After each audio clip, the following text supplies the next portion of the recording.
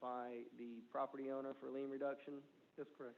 All right, so in today's hearing, the way we'll proceed is we'll have the applicant or counsel for the applicant come up, present your arguments as to why there should be a reduction.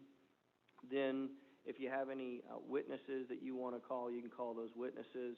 They'll be subject to cross-examination by the city's attorneys. After you present everything in your case, I'll give the city the opportunity to present whatever it wants to present in its case. You'll have the right to cross-examine any witnesses that the city calls. We will then allow public comment if there is anyone in the public that wants to comment on these issues, and then I'll give each side the opportunity to present any additional arguments to me. So that's how we will move forward in today's hearing. Formal rules of evidence do not apply to this proceeding. However, I will exert every effort to ensure that fundamental fairness is afforded to all parties. After hearing all relevant evidence and argument, I will issue an order. The order will be reduced to writing, and you will be provided a copy. Additionally, you are advised that I do not have the authority to grant you a variance, permit, or special exception of any kind.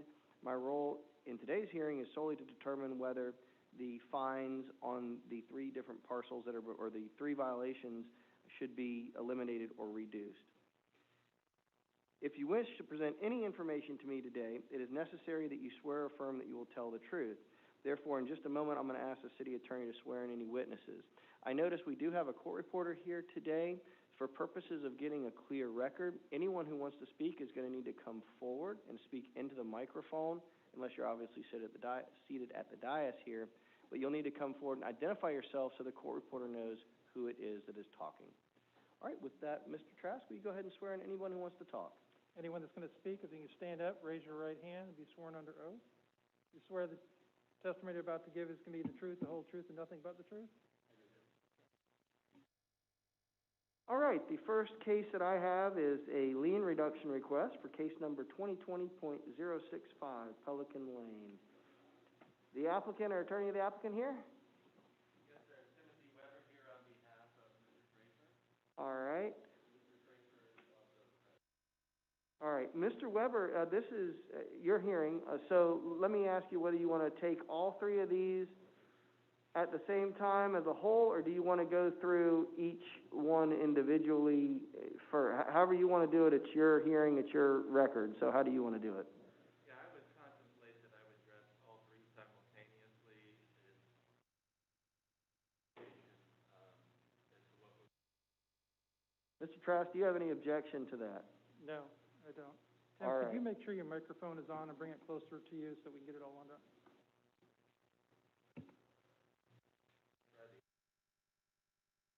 It takes a second.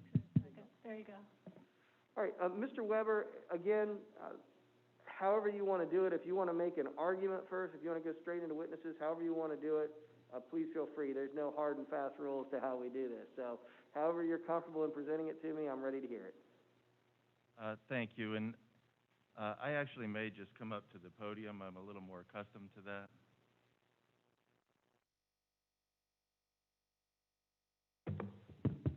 All right, we're live here on the podium, too. I thank you for the opportunity to come before you on behalf of Mr. Frafer today. My name is Timothy Weber. I'm an attorney here in St. Petersburg, Florida. I'm representing Mr. Frafer in this proceeding. I am in complete agreement procedurally with what you discussed, with a caveat, and that is that Mr. Frafer was never afforded any type of hearing to discuss whether or not he was in violation in the first instance after the 90 days provided in your previous order. So, in other words, not only would we be asking as a matter of grace that any fines be reduced, but we do intend to challenge whether or not fines at all should have been imposed and whether or not Mr. Frafer was in noncompliance. And specifically with the procedure that was employed and with substance as to whether or not there were violations that continued after the 90 days. You'll have to excuse me, it's a little difficult in this mask making an argument like that.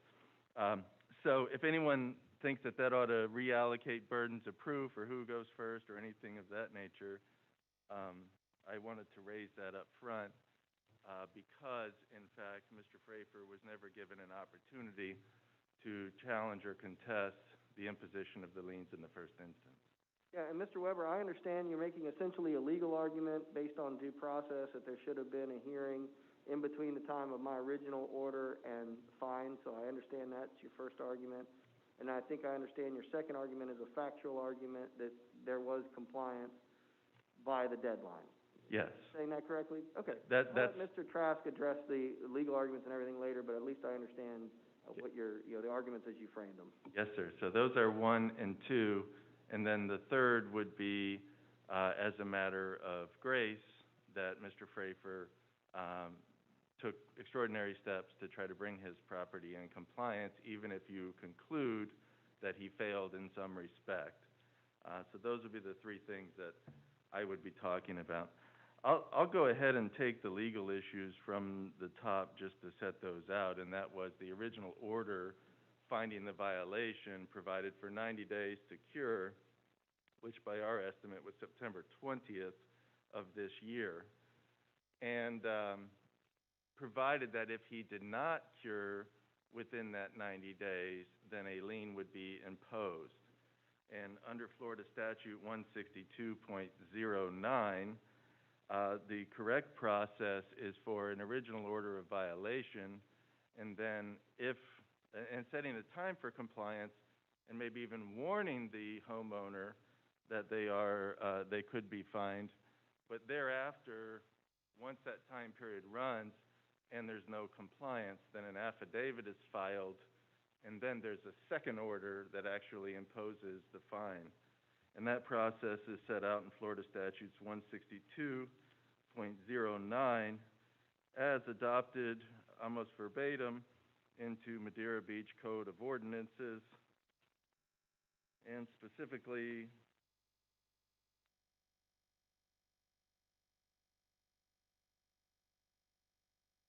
(2-376) sets forth the manner in which that is going to occur, and it's identical to the statutory language which provides that upon filing of the affidavit, then there's an order of lien. The statutory language has been interpreted by the Second District Court of Appeals in Massey versus Charlotte County, 842 Southern 2nd, 142. If I may approach with that.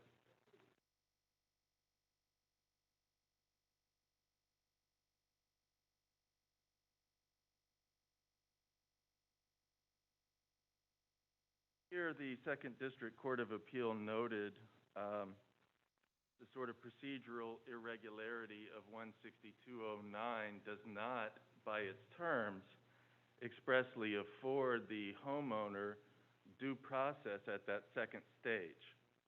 And so the statutory language and the language that's in the Madeira Beach Code, according to Judge Altenburn's opinion in Massey, fails to afford due process because it doesn't give the landowner 2 things. Number 1, the opportunity to contest whether or not their property is or is not in compliance after the expiration of that original compliance period. And then number 2, doesn't require that any documentation be sent to the owner once the municipality deems the property to be in non-compliance. And this is particularly important, as you'll see from the evidence today, that Mr. Frafer was under the full belief his property was in compliance before the deadline of September 20th. He forwarded information to city officials. He went down to City Hall to talk to people and try to get somebody to say, yep, you're good. Even got assurances that he was fine. And no notice was given to him that, hey, we don't think you're in compliance. We think there are still compliance issues that you need to address, and we're running a daily fine on you. In fact, not only was no notice to that effect given to him, no affidavit of noncompliance given to him, no additional order given to him believing he was in compliance, and this fine supposedly running against him. And he only finds out after the city records the original order, and once they record the original order, it got picked up on a title search as he was in the course of selling these lots in a private sale. And so, on both scores, as we stand here today, Mr. Frafer was never given a full and fair opportunity to contest whether he was in compliance on September 20th, nor had he been given notice on September 22nd, September 25th, any time thereafter that the city believed the fine was running against him. He could have gone out there sooner, addressed those issues, anything that the city felt needed to be addressed, he would have been in a position to do more timely. And so those are some of the considerations that we think play into our request here from a legal standpoint. From a factual standpoint, I think there's a second issue that I'd like to take head on, and that is what the orders that you issued required. So when we look at the original notice of violation, the original notice of violation addresses the R3 zoning characteristics, and specifically the argument, as I understood the city made, and I would point out that Mr. Frafer did not come in here and contest whether the city was right or wrong on their zoning position. He just agreed to do what the city asked of him without fighting whether or not parking was an authorized use in R3, whether or not he had been selectively chosen for this enforcement, even though the city doesn't enforce it against many other landowners in the city. And he also did not contest the fact that the code seemingly allows both parking lots and leasage of dock space in this zoning classification. Excuse me. He said, I'll do what the city wants. And he came in here and he agreed to do that. He just says, I need a little time.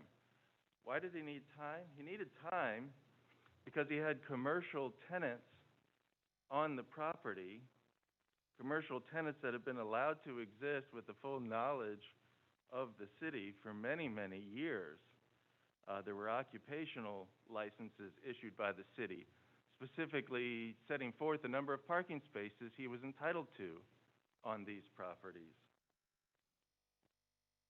Did he come in and say, I'm going to fight, I'm going to contest this, I'm going to raise all these issues? No, he says, I'll do what the city asked me to do, I just need a little time.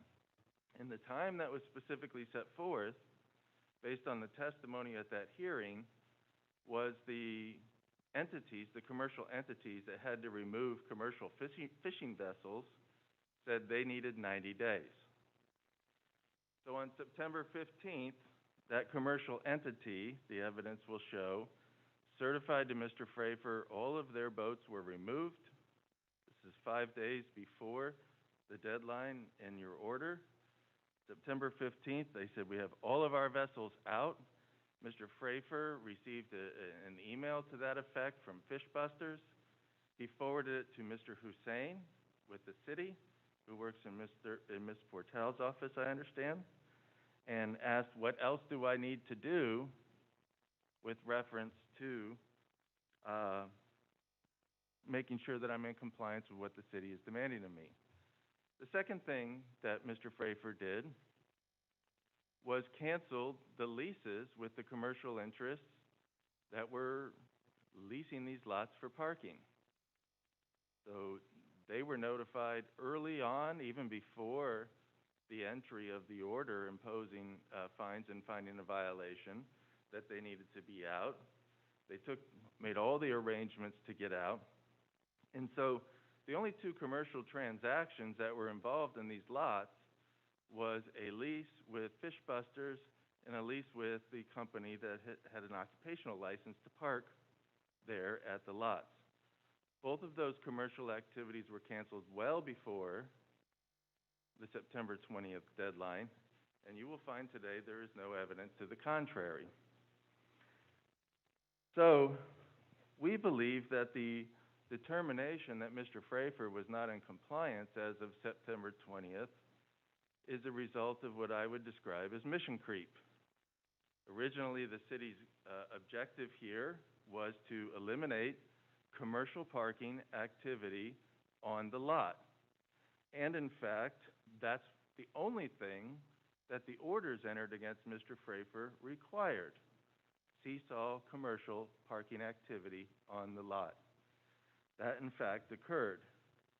However, the claims of violation past September 20th have to do with random cars that are found on the lot at any given time that a code enforcement officer happened to stop by. And so the mission became eliminate all vehicles from the lot, regardless of whatever reason that they may or may not be there, regardless of whether there's any commercial activity, regardless of whether Mr. Frafer is collecting anything for the use of the lot, regardless of whether they're trespassers on the lot. And then, as it relates to the vessels, the mission creep became eliminate all vessels anywhere near this lot. So literally, some of the findings of violations were vessels anchored off of the seawall behind the property, which obviously is not even Mr. Frafer's land. And so the mission creep became the elimination of all cars on the lot at any given time and all boats anywhere near the lot at any given time, as opposed to eliminating any type of commercial activity in the way of leasing of space to commercial interests.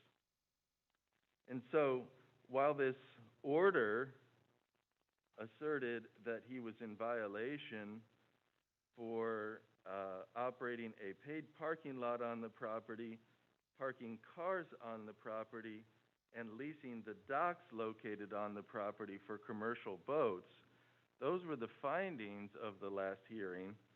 But as it relates to the specific correction item that Mr. Frafer was ordered to take, the respondent shall correct the above stated violation on or before September 20th, 2020 by taking the remedial action as set forth in the notice of violation, which is ceasing all commercial activity on the property. And so we contend, and Mr. Frafer will tell you in a moment, that he ceased all commercial activity on the property, canceled all of the leases, which is precisely what the city told him they were expecting him to do when he discussed this issue with him. And thereupon, the mission creep became elimination of any vessels or vehicles anywhere near the property, whether they're for hire or whether for trespass. So Mr. Frafer, again, trying to be compliant with the demands of the city, even after he felt he was in total compliance, went out, put up additional signage, authorized towing companies, even signed authorization for the code enforcement officer to trespass people on the property, and said, I will cooperate, I will do what the city asks, even though it may or may not be required by the city's code. That's basically an overview of what we think the evidence is going to show. I want you to hear from Mr. Frafer in his own words the efforts that he took to address and to respond to the city, and with that I would call Mr. Frafer. You want him maybe to sit at the table here with the microphone and then I can question him? That sounds perfect to me. Sir, would you state your full name for the record? Gabby Frafer. All right. And Mr. Frafer, are you the owner of the 3 lots in question? I'm the manager. And did there come a point in time this year when the city asserted that your properties were in violation of the zoning code? Yes. All right. Was that in the March time period? Correct.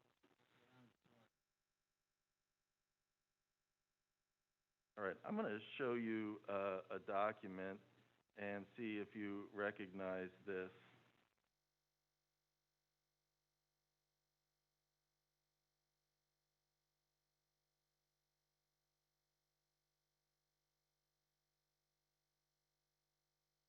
Did you, take any action in response to the initial notice of violation relating to your property? Yes. Immediately after I received that notice, I called, oh, John? Light it closer to you if you can. Immediately after I received the notice from the city, I called the tenant, which is, the tenant lot, and I forwarded that notice to them and asked them what to do, or that something needs to be done to take care of that, because the city is not happy, I guess. They don't want to park here anymore. So, and I forwarded an email, then they replied to me, and I didn't hear much from them after that. So I follow up with another email and asking them, like sometimes in April or May, asking them if they, what happened, why they didn't answer me. Okay, we know, we were talking about the notice from the city that we're not allowed to park in there, so we're not gonna be parking anymore. We canceled, not paying anymore, and they haven't paid us since April, March or April, not sure exactly. And I have even a bank statement here to show that we didn't receive anything from them if necessary. Okay, so the last, rental payment you received from the parking company was in the April-May time period of this year?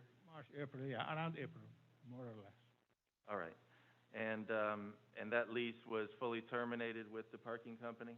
Yes, they just vacated the property. They removed actually the meters. They have a park meter in there. They removed those park meters sometimes in June, and they disappear. All right. And I would just ask that the emails that the landowner sent to the parking company dated March 26th, March 27th, and May 11 be put into evidence, not necessarily for the truth of the matter asserted, but for the fact that he took action in response to the city's demands. Mr. Trask, any objection? Yeah, I object on the basis that it has no relevance to the hearing today, the lien fine reduction request. This is in relation to whether or not the property was in violation. You've already determined that the property is in violation, and therefore I think it's irrelevant to the issue of the lien reduction. Can I see a copy of this document we're talking about, please?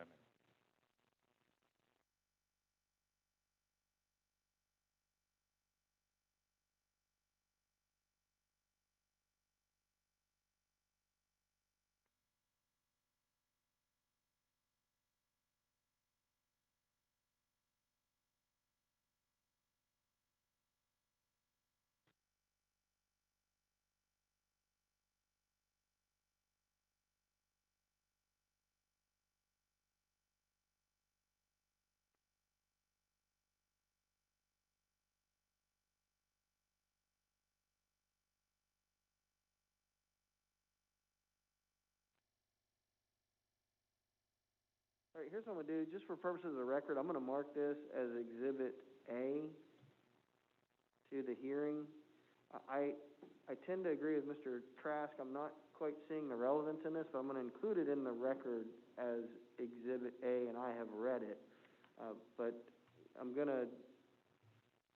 not gonna put it in evidence yet, because I don't know, I can't find the relevance of this just yet. It's part of the record as Exhibit A. Understood, and when we tie it up, I'll revisit that issue, but in quick response, the staff report for today's hearing suggested that Mr. Frafer was uncooperative and not working with the city, and I think it is relevant to at least that assertion that will be made by the city today. Mr. Frafer, did you also contact the commercial interest that was leasing docking space at the lot? Yes, I'll also contact them, and I talked to them, And actually, I met with Mrs. Linda Porter in that regard twice before the last hearing, and she told us that this is normal process. We'll go there to the magistrate hearing, and what we do is just he will give us a period of time to go ahead and remove those boats from there, because the boat tenant needed sometimes to find place to put them. And in fact, did someone from that company appear at the hearing and set forth the time that they needed with respect to that? Exactly, yes, correct. And that was Mr. Charlie that from Fish Busters came in here and testified that he needed enough a period of time before he'd be able to remove those boats. So he asked for 90 days, and was his company and his vessels out within 90 days? Yes, I don't know what he asked. I don't remember what he asked for, but the judge gave us 90 days to remove those boats. And actually, I sent him a note, an email. I called him. I kept reminding him during that period. I sent him a note to remove it earlier, and then after that, I make sure that he does the move out of there before the period, which is on the 15th. And on the 15th, he did remove all those boats out of there, and then he confirmed that to me in email, and I personally verified that on the 16th when it came to this to double check to make sure. All right, and just for clarity of the record, when you say the 15th and the 16th, you're talking about September 15th Yes. and September 16th? Yes, September 15th and September 16th. All right, if I may approach the witness.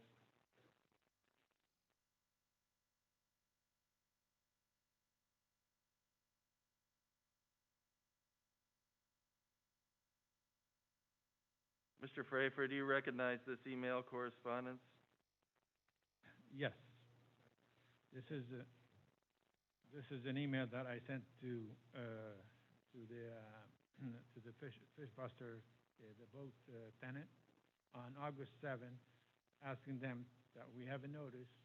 They have to just really work by the notice and make sure that they're both out of there before the deadline. And they confirmed that they received the email, and they going to take care of it. And then on the this is on the August 11th. August 7th, I sent it. On August 11th, they confirmed to me. And then on August 15th, they just sent me an email confirming that all boats are out of there and everything's all bets are off to you.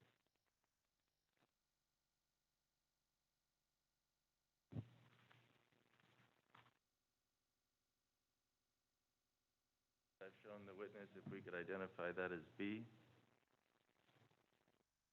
Ms. Trask, do you have any objection to this? No objection. All right, I'm going to go ahead and mark this in as exhibit number 1 to today's hearing, and it will be accepted into evidence. All right, Mr. Frafer, so when you came here on the 16th and verified that the commercial vessels were off the property, did you talk to anybody at City Hall? Yes, I called and called Mrs. Linda Porto, and I couldn't get through to her. Then I called Zain, Mr. Zain Hussein, and I spoke to him, and then we agreed to meet, and I came in here to the city and met with him here. I told him that everything's clear out of the city, everything's okay. I showed him that email, and then I forwarded to him. Actually, he asked me to forward it to him. I forwarded him the email, and then I asked him at the time if I need to do anything else. He said nothing, no problem. I think you're okay. He will take care of it with the city and make sure everything's okay. And I asked him after that if I need anything or whatever, if you think of anything that needs to be done, please let me know or send me a confirmation that we're in compliance, everything's okay, no problem, and just for the record, for my record. He said he will do. All right. And then I left it there. And I'm gonna show you, is this the email that you forwarded? Yes, it is.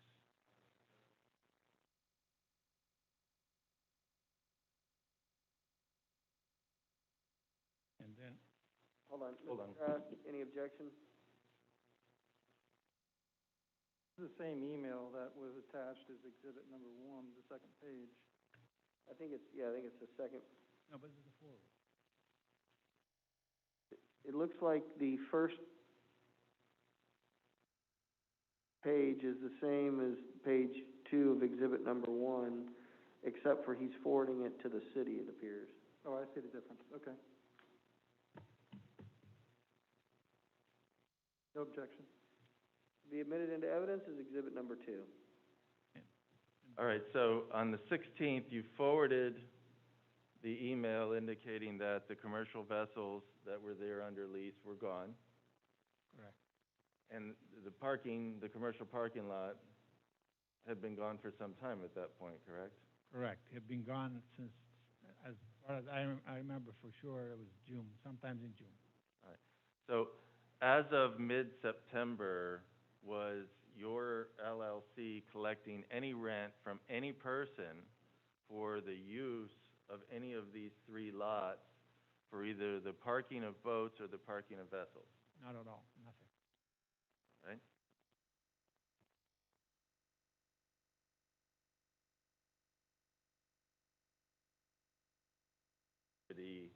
On these lots by the parking of boats or vessels?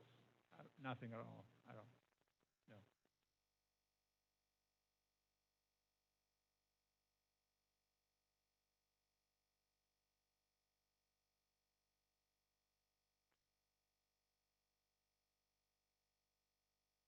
And I'm gonna show you, Can I add something else in here?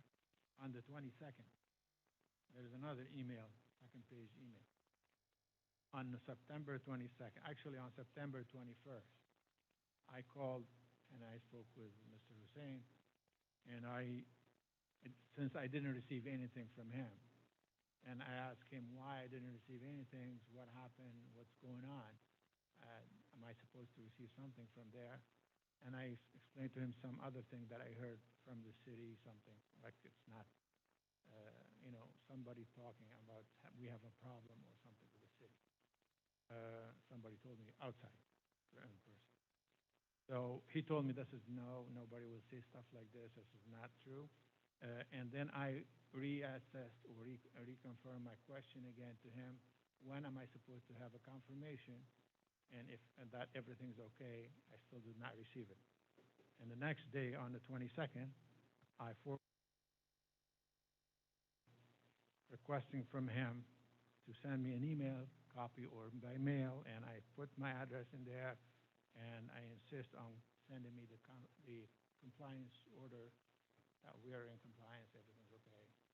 And I didn't receive anything. right, so let me break that down. On the 22nd of September, did you give Mr. Hussein a updated mailing address for your company? No, yes. Well, I gave it to him before, but I put it in the email as a confirmation. Okay, so you confirmed your address with him on the 22nd of September, and again asked when you're going to get something in writing indicating you're in compliance? Yes. All right. And I'm going to show you an October 21st email that you have with Mr. Hussein.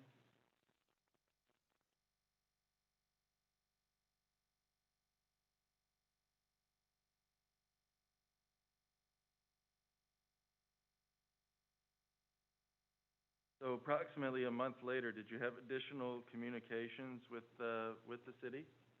Nothing at all. My understanding that everything's okay, and based on my last conversation with Mr. Hussein, everything's okay. I still did not receive anything from them, but he confirmed to me in our last conversation that he will take care of it and he will send me a confirmation.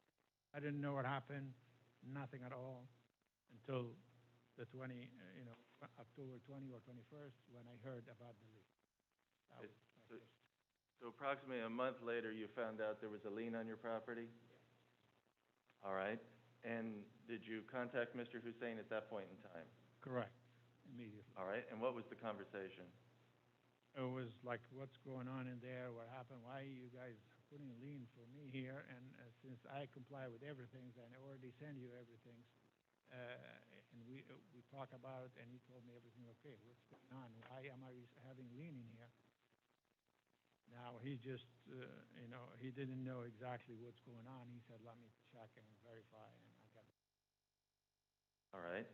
And forward that with the email, follow up with the email, because I didn't want to, also, I want to make sure for the record that I spoke to him and I asked him all this stuff.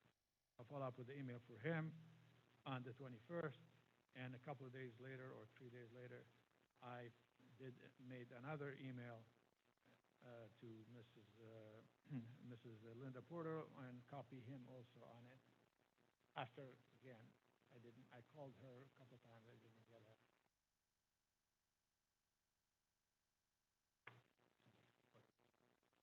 I explained my position, I didn't get nothing. I did everything that he asked me for to do. I comply with everything. I'm very surprised to see that I'm having lien here, that I'm not aware where it comes from. I have, it came to me after all what I've done that's been requested from me. all right. I'm going to approach with the October 21st and 24th.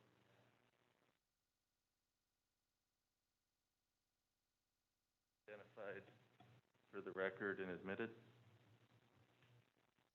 Mr. Trask, any objections? No objection. All right, these will be admitted into evidence as exhibit number 3.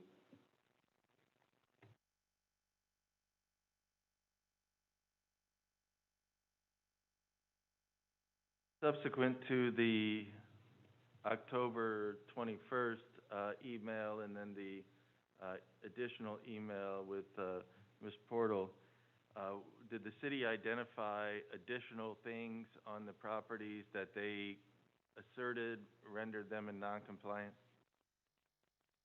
I didn't receive anything from the city since that hearing that we have on June 21st.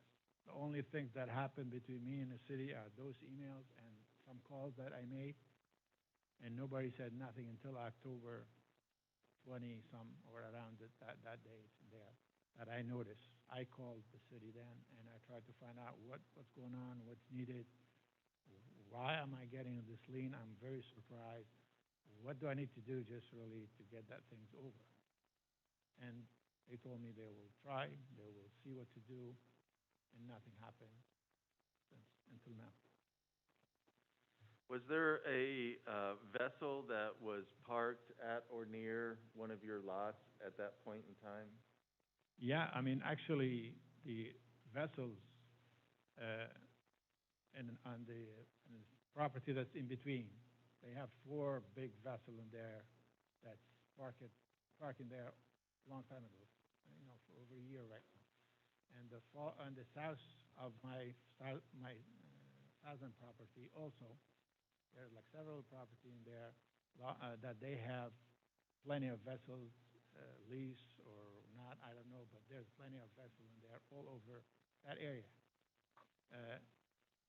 I mean, and also car parking left and right in all of those places. I don't understand, what did I do wrong in there myself, or how come they can't park car and vessels there? We're not even parking.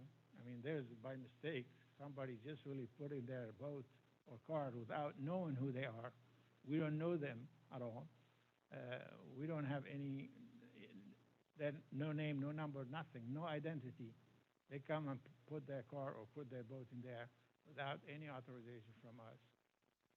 And I don't understand how could we be responsible for that. I'm not sure. So there was a vessel that was off of your seawall in late October? There was a small boat that was there as of, I think, as of late October. There's 2 lots. There's a big lot, which is double, and there's a small lot. There's 1 boat in the small lot, in the big lot, and then I think there's a 3 or 4 boats in the small lot. Now, this is as of sometimes in October. Again, I don't know who they belong to. I have no idea who are they. I don't know where they come from. And even, I think, Mr. Snyder knows, doesn't know all of them, but he knows a couple of them, or a few of them, I'm not sure. But I don't know who they are. And I think on October 28th or so, when I came here, I met with Mr. Snyder. I went there. He kind of contact a couple of them, and then they remove it. I find out by chance, I was here in the city, the guy who parked two boats on the small lot, he was sitting here on the table, and by mistake, I think Hussein was here and Mr. Holland, sorry.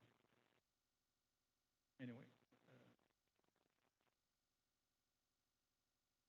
he was there also. And I asked the guy, what are you talking? He was talking about boats. I said, what are you talking? What boat are you talking about? He said, I have a boat parked on Pelican. I said, are you the one who parked in this place? He said, yeah. I want you to move your boat immediately out of here. And they were listening, Zane and Mr. Holden, sorry. They were listening to that. And he said, well, I'm putting my boat in there. I mean, I've been working, I'm allowed to do this, and I know Deputy Snyder, and I'm okay in there. I said, I don't know, you better go and talk to Deputy Snyder and let him know, but this is my property. I don't want you to be there. Just get it out of there. And then I don't know what happened, but after a few days later or a week, those boats, I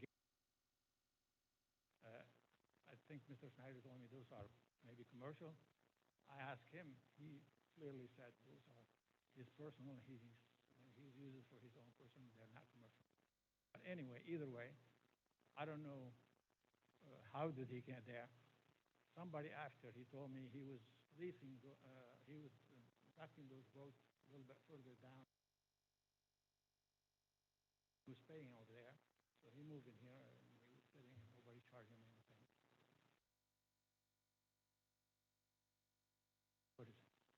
All right, so as I understand it, the gentleman you don't know, who you haven't collected any money from, apparently took it upon himself to park a boat behind your seawall. By the way, is that your property behind the seawall in the intercoastal? My understanding, I have that lot.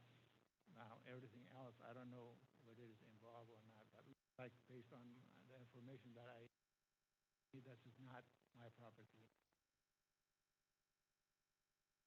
Water, which is, I don't know. I don't know where our limit is. Was the vessel anchored on the seabed? The vessel was in the water, and he have some kind of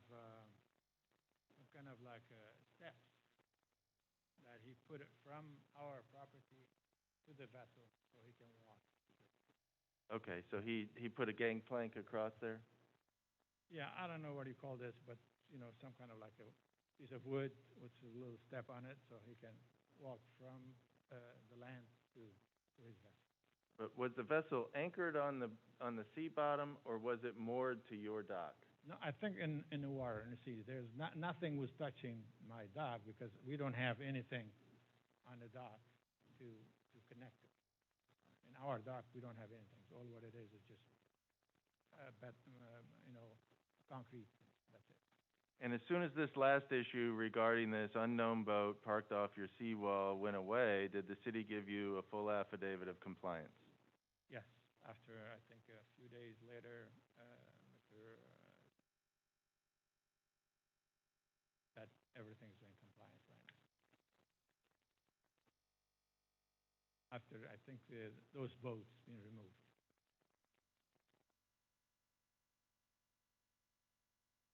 And also one other thing that we had, we changed the towing company to another one. That's better than doing more enforcement in there. Previous one was not really working properly or was not doing maybe get another company to go there and do more thorough enforcement of that. And sir, if someone had told you on September 16th that the city felt you were still not in compliance, would you have taken whatever steps they requested at that point in time? Absolutely. Anytime they would tell us, and actually we've been doing everything that the city been telling us for the last 2 years. I've been in full contact with Mrs. Linda Porto on a regular basis. I mean, every few months, every 3-4 months, have a meeting with her or call discussing, because we were talking about possibly doing a PD and for that property, but also talking about everything that needed to be done. And she was aware of everything that happened on that lot on a regular basis in general, overall. Sir, did the property have a occupational license for the tenant to operate there as a parking lot historically? Yes. We've been having parking license for the last 4, 5, 6 years. I don't remember exactly, but we have some example of those here, even all the way through the end of October, or anyway, through this year, I think end of September. Yeah, through October 1st. And even for this October 1st, before October 1st, they sent us a renewal notice. We didn't renew it. Well, they sent us a renewal, and we have the notice in here to go ahead and renew and pay. And on those licenses clearly said that you can park cars in the small lot up to 25 cars, in the big lot up to 50 cars. And this is, we've been doing this for, as I said, we've been having this for the last, and we've been paying like about a couple $100 every year for this particular license.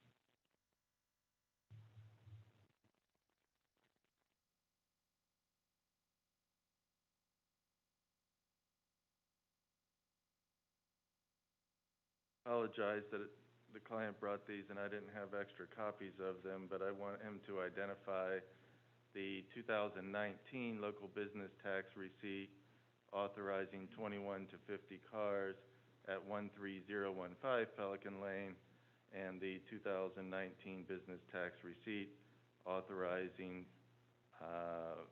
11 to 20 cars in 50 parking spaces at 12979 Pelican Lane. And then the second exhibit is the renewal notice dated October 1st, 2020, offering to renew those business tax receipts for the city. Why don't you show those to Mr. Trask? While you do that, based upon the testimony of Mr. Frafer, I understand now the relevance of what I previously marked as Exhibit A. I'll go ahead and admit it into evidence as Exhibit number 4, but I will say, Mr. Weber, I'm going to give it the weight that it affords, because your client did admit to these violations at the hearing, which was after this email. So I'm accepting it in, but there's some issues here with the weight I'm going to give this document, because your client, after this email, it's Exhibit 4, admitted there was commercial parking going on at the property. But I'll admit it into evidence, so it's a part of the record. Can I add? Would you like to add something to that, Mr. Mainly that email, Your Honor, it is, I admitted, that it happened back in 3/5 or in March, the violation. After that, I think myself here, I told you that we don't have any more, that the park meter has been removed, and we don't have any commercial parking cars in there anymore. And those emails are the reason, after the notice, I sent it to the tenant, after we received the notice from the city, and before we had the hearing. So this is show that I was trying to just really stop this, even though before the hearing. That was the meaning for those emails. That was the purpose for it. Mr. Trask, how about these additional documents? Do you have any objection? As for the business tax receipts, I object. They have no relevance. This goes to the weight of whether there was a violation or not at the time of the original violation hearing. It has no weight as to no relevance as to the fine reduction hearing. So I'm objecting on that basis. Can I see those documents? I haven't had a chance. Yes, if I may approach.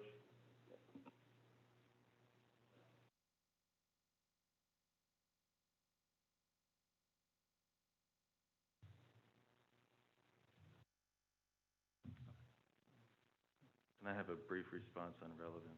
Yeah, sure, go ahead. As it relates to the issue of relevance, we intend to show that as a matter of relating to the fine reduction aspect of our case, that there has been a complete selective enforcement of parking limitations in the city, that in another special magistrate proceeding involving Mr. Lewis, the planning and zoning director, testified under oath that many lots, as we sat there earlier this year, are operating throughout the city, but the city was just focusing on a few small operators. That proceeding, it was identified that there were 6 decades of non-enforcement of these parking provisions in the city of Madeira Beach. In fact, Mr. Lewis won the case in front of Your Honor because the city couldn't prove that he wasn't parking there before 1964. And that Ms. Portal testified that the enforcement of these parking limitations in this city have basically only essentially been against Mr. Frafer and maybe, quote, 1 or 2 other small operators, but that the lots around Johns Pass, the lots operated by the city, the lots for the city's beaches, all of these different parking lots in the city, under their new interpretation of their zoning code, are not in compliance. And so I think it's highly relevant that, okay, Mr. Frafer may be the first one they're going to single out and take down here, but is it really necessary to throw the book at him and make an example out of him with $30,000 in fines for conduct that the city is allowing all over? Not to mention on Pelican Lane, there's more cars littered there as we speak, up and down the city right-of-way, and dumped off in every lot and nook and cranny that someone can fit one by trespass or otherwise. And so I think it's highly relevant the city has either expressly allowed this conduct for many, many years in the past and isn't allowing it for others, but also that Mr. Frafer, who came in here in a cooperative mode, appears to be getting the brunt of the city's enforcement, or maybe made an example out of. Well, let me ask you a question. Who is Gulf Breezes Llc? Mr. Frafer. This is an LLC that also I'm the manager for. What does it do? It just do leasing. So they lease the property. Like we have a building in Treasure Island that lease like tenant, like office and a retail store. And who is Don Taylor? He's our agent, real estate agent. He's a real estate agent. He's here present. Okay. I'll go ahead and accept this into evidence as exhibit number 5.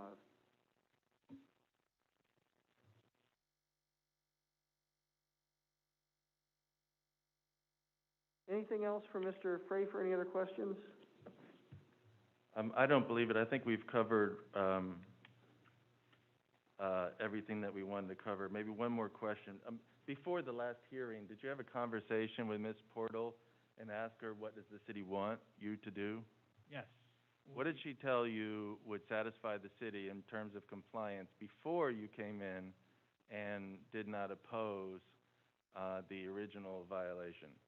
Exactly. She told me to remove, stop, the parking immediately, the commercial parking and the commercial boat. And I told her, we need to give those tenants that have a lease for 5 years. And that is the reason also that we have those lease with them, because we have a permit for that, and my understanding, I told that we have, we have to just really give them some time before they be able to do. They asked me for time, especially with regard to the boats. She said, okay, I think that the magistrate will give you some time. Don't worry about it, no problem. And I was, this is exactly what happened. That's why I didn't say nothing. I didn't, object to anything other than just stating my situation last hearing.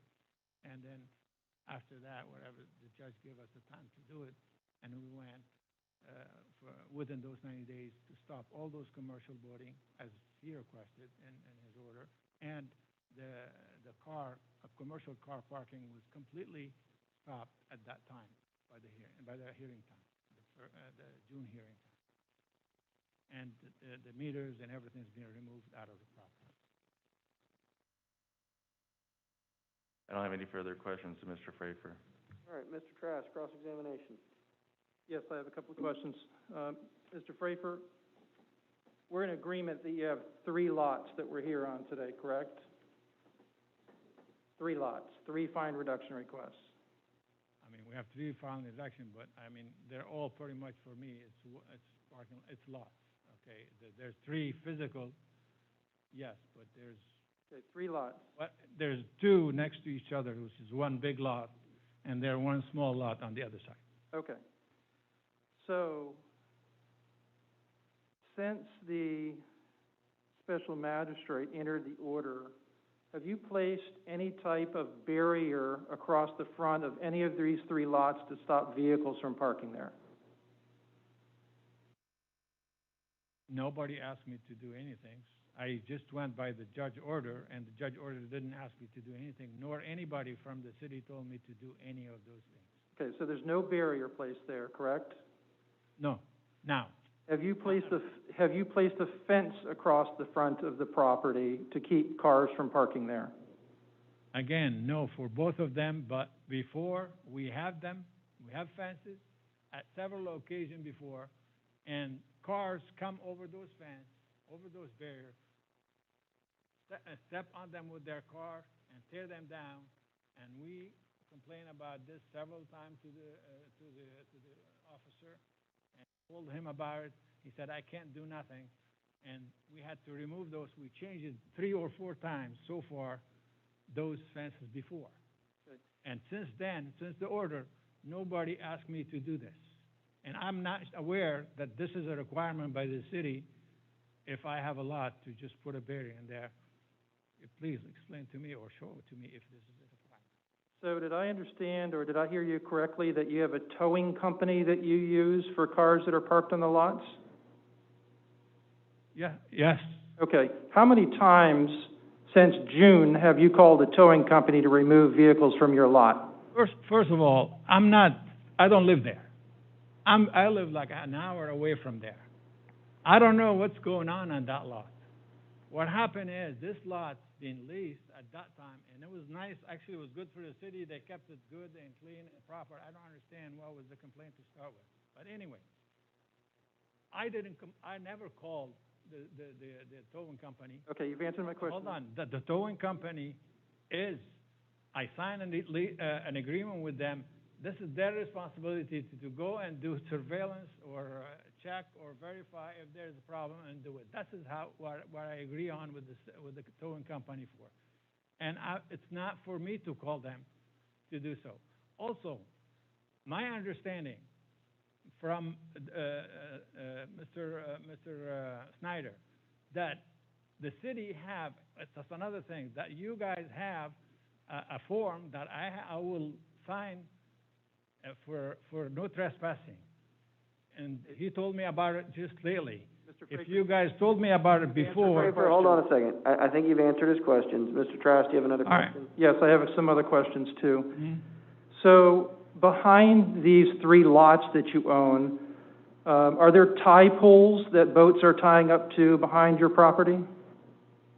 No. You don't have any tie poles? I don't know. I'm not aware of that. Okay. I'm not aware of it. Are they tying up to your seawall, these boats? I'm not aware of that either. Are they tying up the trees on your property behind your seawall? I have no idea what they're doing in there. Actually, I don't know who this boat for. As I said, when I pass by there, rarely when I come over here, I drive by there and I don't look to any details what's going on in there. And with regard to those boats, several times in the cars, we talked to the deputy about it, and we explained to him, and he was aware of. They knew about it, and nothing been done, or they couldn't do anything. They told me. Tim, I've got some photographs. I can recall him as my own witness, or we can go through him now. How would you like to do that? Okay. Mr. Frafer, I've got some photographs to show you.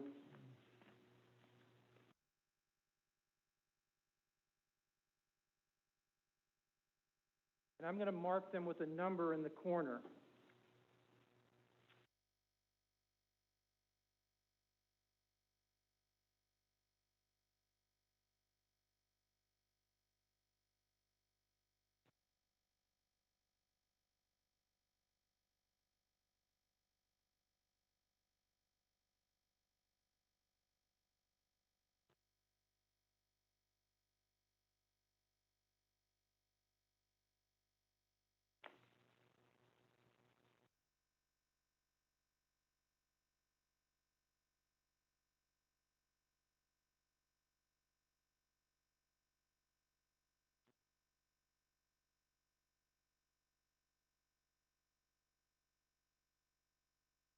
Approach the witness.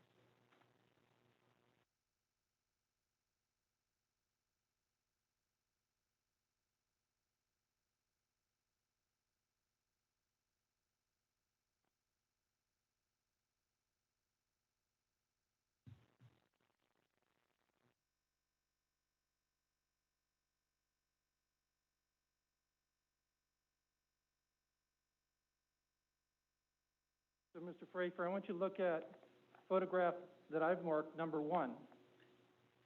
Okay. It looks like a boat that has the boat name of, or vessel name of the word south. Mm-hmm. You seeing that? Yes. You look immediately to the right, and there's a tie pole. Do you see that tie pole? Is that boat tied to that tie pole? Yeah. Is that boat? I don't know. I don't know. It's not clear for me if it's tied to the hole or not. There's a cord in there, but doesn't show that's connected to the boat. Not that clear. Was this boat parked directly behind one of your lots?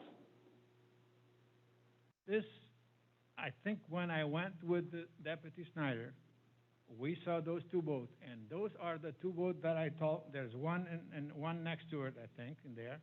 Those are the ones that moved a month ago, after, just like sometimes in September, from the south lot. They start paying over there, and they come and stop or park in the water right next to our boat, since nobody there, and nobody told them not to do it or not. And this is the same guy that I told you that we met here at the city, and he knows Mr. Snyder and Zane and Holden. Mr. Zane and Mr. Holden heard him saying that, he put those both in there, and I've been asking him to try to find out where he come from, why did he do this, and he didn't care. He put it in there, and then he moved his boat a few days later after we talked to him, and he talked to Mr. Snyder. All right, let's move to photograph number 3. Yes. And I think, by the way, that pole is not in our property. This is in the neighbor property, probably, most probably. So photograph number 3, it looks like another boat, looks more like a fishing vessel of some sort. Do you see what the one I'm looking at? Number 3 or no, which one? Number 3. Number 2, you don't, number 2 is skipping? For right now. Okay. Number 3, what is this? Is this the other boat you were referring to a few minutes ago? I don't know. I saw them only one time. I don't remember. I think there was two boats next to each other, a very old boat. They have a little steps from the land to the boat to walk on it. That's it. I think I was with Mr. Snyder in there, and he saw them in there. And those was pretty much at the end next to the neighbor. over there, and then we're hooked up to probably the neighbor's pole, or we're not hooked up at all, because I saw, the connection from the land to the boat, there was like a piece of wood that they walked through. So do you see on the bottom, or in the middle of the photograph, there's a rope coming from the stern of the boat to an area which is immediately to the right? Do you see that rope? Yeah? What was it tied to? I have no idea. It doesn't show here in the picture, but I can see the neighbor place in there, right there. See that deck that's in there, or that little walking area? This is the neighbor. So the wood ramp that goes up to the top of the stern of the boat, is that the ramp that you were referring to earlier that was on your seawall to the boat? I don't know. As I said, you just really asked me stuff that I saw one time, and I even didn't, you spent probably 2-3 minutes in there. And Mr. Snyder was there. He probably knows more than I do. How many months were these boats parked behind your property? Probably, based on what he said in there, the guy here in front of them, less than a month, or more or less. I want you to turn to photograph number 2, please. Which one? Photograph number 2. Number 2? Okay.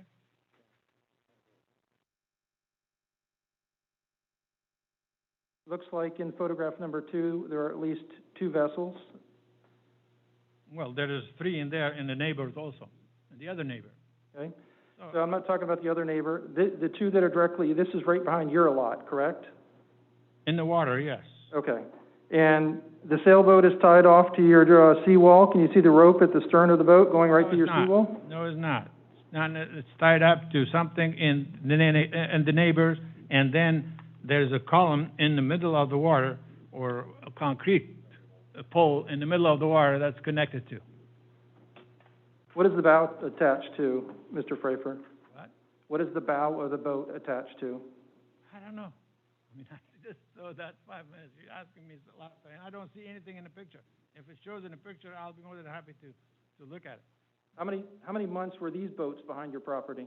I have no idea again, but this has been there. Again, I don't know who those belong to. I don't know. They've been there even before. And by the way, those boats, again, Mr. Snyder and the city knew about them long time ago, and I told them just, what we need to do to remove it several times. And it seemed like they didn't do nothing, or they couldn't do anything, they told me.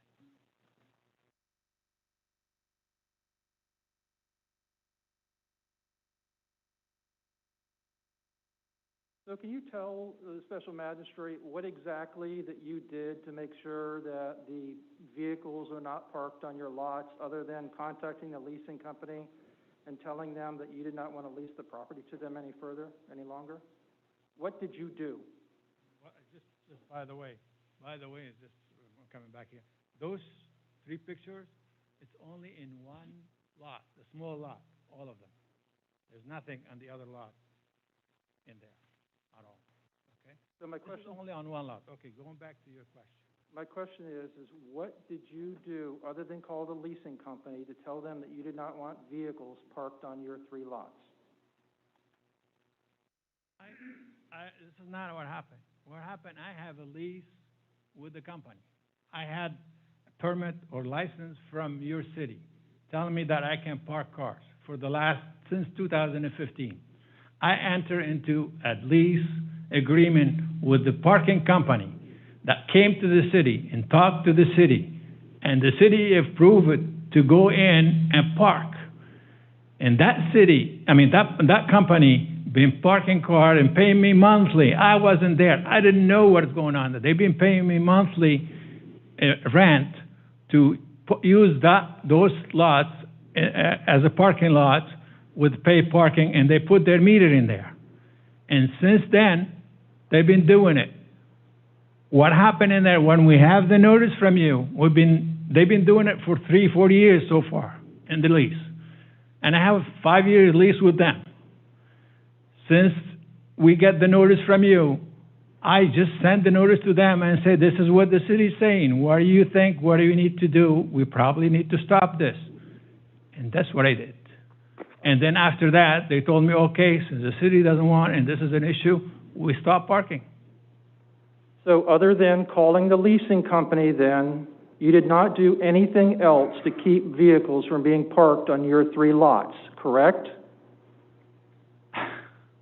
I don't understand it. I mean, what are you just trying? I never tried to park, to make parking on my lot myself, ever.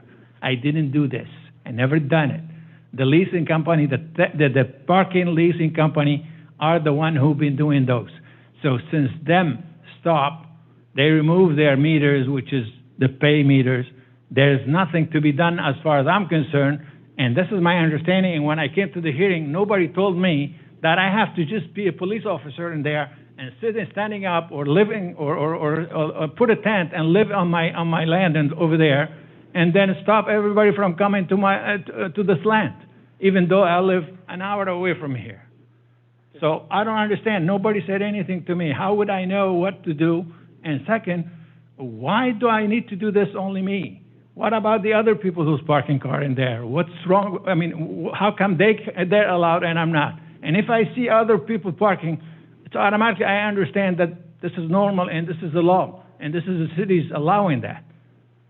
And this is how I look at it. Can I approach the witness to pick up the photographs? Yes. Okay.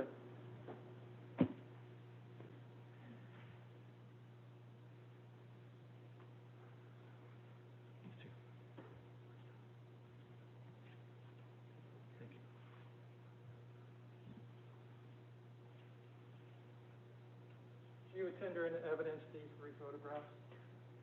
Mr. Weber, any objection? No objection. All right, do you want to do them each as their own exhibit, Mr. Trask? We can do them as composite exhibits, city's composite exhibits. All right, we'll do it as composite exhibit number 6. I have no other questions of Mr. Frafer at this time.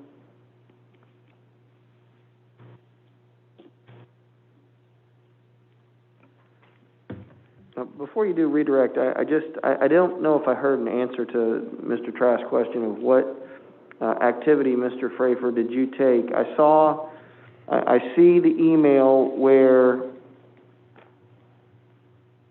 in March of 2020 you had some emails with Unified Parking Partners. The question Mr. Trask asked, which is a question I'm interested in hearing an answer to, is what did you do after my order was entered on June 29th, 2020, to make sure there were no cars being parked on your property for commercial uses? Okay. Can you explain to me what do you mean by commercial uses, please? Sure. At the hearing, there was a lot of testimony. I mean, I recall some of the details of this hearing, and I recall you admitting at that time to these violations, that there were cars being parked commercially on your lots. I mean, that's what I recall, and that's what my order reflects. Right. So my question is, what activity did you take? And I'm factoring this into all of the arguments that your lawyer's making, including the argument that as a matter of grace, this should be, the lien should be reduced and the factors that go on in considering that, as well as the fact you were in compliance. So I'm trying to understand, I think Mr. Trask is entitled to an answer, and I want to understand, what specific actions did you take after June 29th of 2020 to make sure there weren't going to be any cars parked on those 3 lots?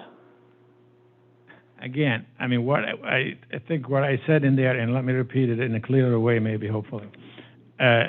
Before the order has been taken, the tenant or the parking company who's been leasing from us have already vacated the property.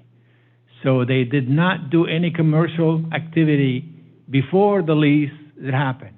So after the lease happened, I didn't do anything. I mean, sorry, after the order happened, after the order happened, and that's going back, and then the lease stopped, and the company stopped parking car before the orders happened, which is the 22nd or the 29th.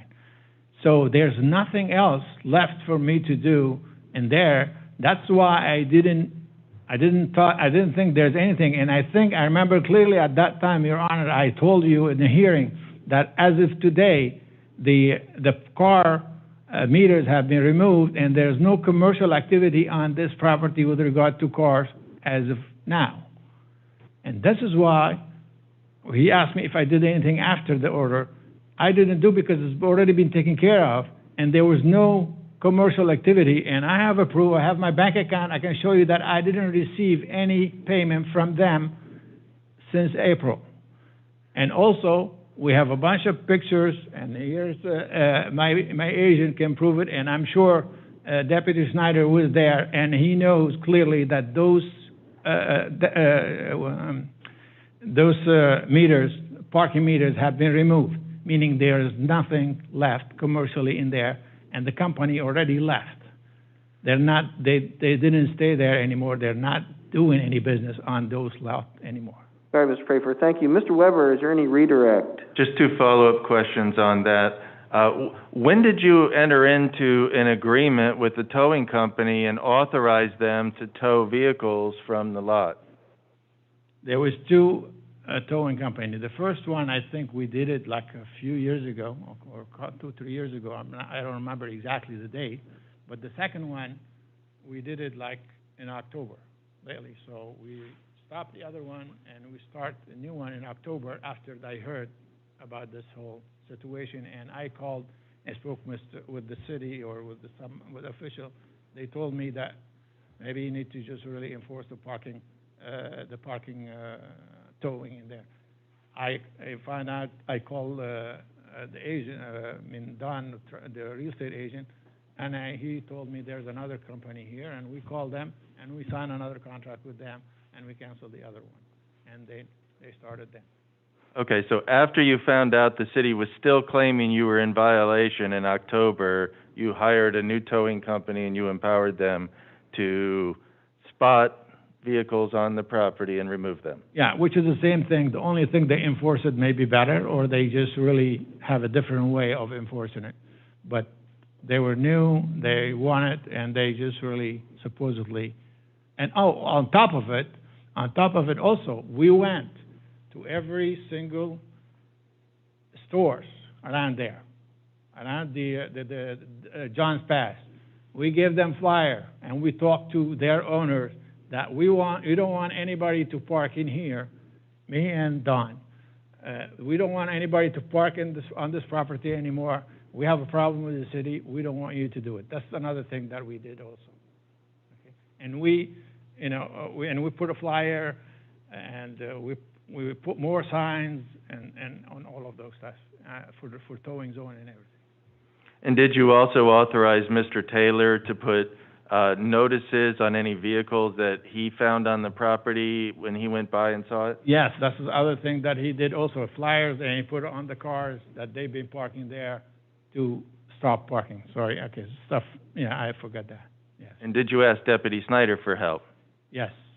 I called him and I asked him what to do, how we can do things, what it is, and I think he suggested towing for me, and then, I think at that time we just really called for the towing company, and maybe he just said, put more sign, more things, and I did whatever they suggested for me.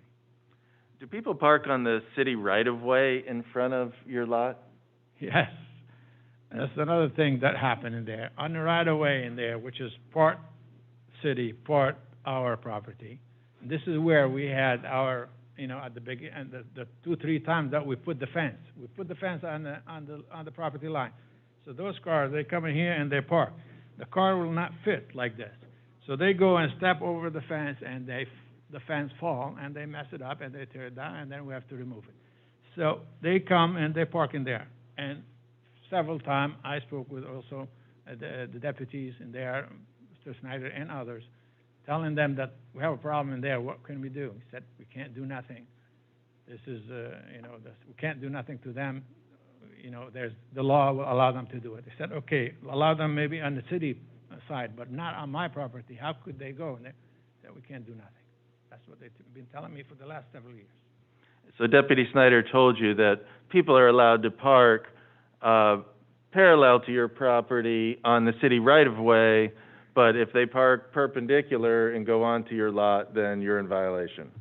No, he didn't tell me that. He just, that's a separate from the violation issue. Okay, I thought I He just- heard you say a moment ago that Deputy Snyder told you they couldn't do anything about people parking on the city's right-of-way. Yes, that's what they told me, but they have nothing to do with the violation that's in there. No. He told me he can't do nothing, he cannot prevent them from parking in there, and that's it. No further questions of this witness. All right, Mr. Weber, you want to call your next witness? Yeah, I'll briefly call Don Taylor. All right. Mr. Taylor, you please come up here to the microphone so that everything is on the record.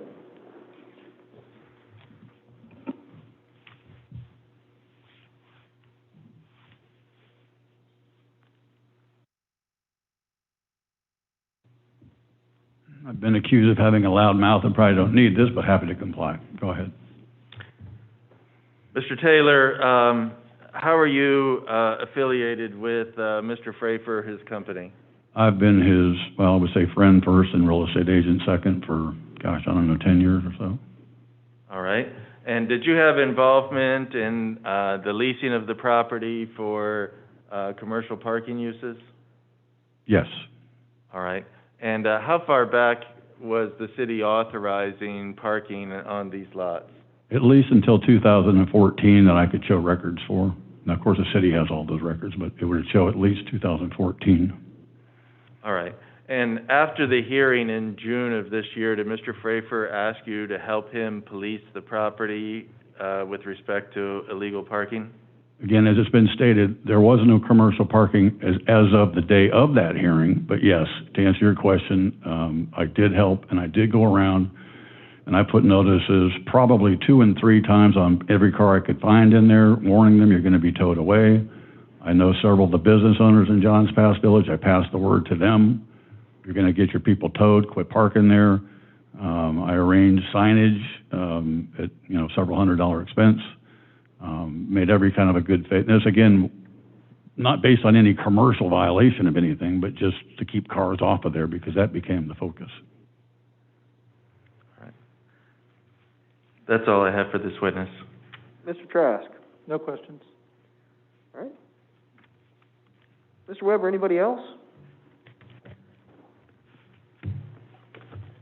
I'll give you the right to call a rebuttal witness if you need to later on. Yeah, I'm going to rest there for now. And All right, I'm going to give you a chance to make a closing legal argument and whatnot after, but I'm going to let Mr. Trask go ahead. Understood. Call whatever witnesses he wants to call. Sure. Mr. Trask. Thank you. I do have a witness to call, and I'm going to call Deputy Snyder. He's been sworn. Deputy Snyder, what are your job responsibilities here at the City of Madeira Beach? Law enforcement as well as code enforcement for the city of Madeira Beach. How long have you been doing that? Approximately 3 years. Okay. Are you familiar with the 3 properties that we're talking about today? Yes, I am. Okay. Are you familiar with whether or not, prior to these code violations that we're talking about today, there were prior code violations on these 3 lots? Am I aware of other code violations on? Yes, I am. Okay. And can you briefly explain what the code violations in the past were on these 3 lots?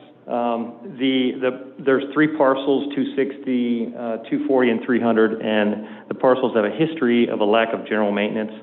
Since I came here and started code enforcement in 2018, I've documented several instances per year involving a lack of maintenance on the property. Okay. Did you issue notices of violation or courtesy letters to Mr. Frafer or his company when those issues arose? Numerous times in the last 3 years. Okay. Do you have copies of the documents from the 2018, 2019, 2020 violations? Yes, I do. Okay. And how many copies do you have? I believe I've got maybe 5 here. Is this a packet of all 3? Yes, it should be.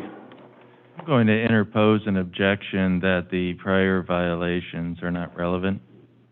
And I'll let Mr. Trask respond to that. I think what he's looking at is, under Chapter 162, the mitigating factors that exist in regard to a reduction. One of them is at least that other authorities have adopted, is prior violations on the property. But Mr. Trask, I want to let you answer this question in response to that. That's true, and in fact, Mr. Frafer was put on notice at the last hearing.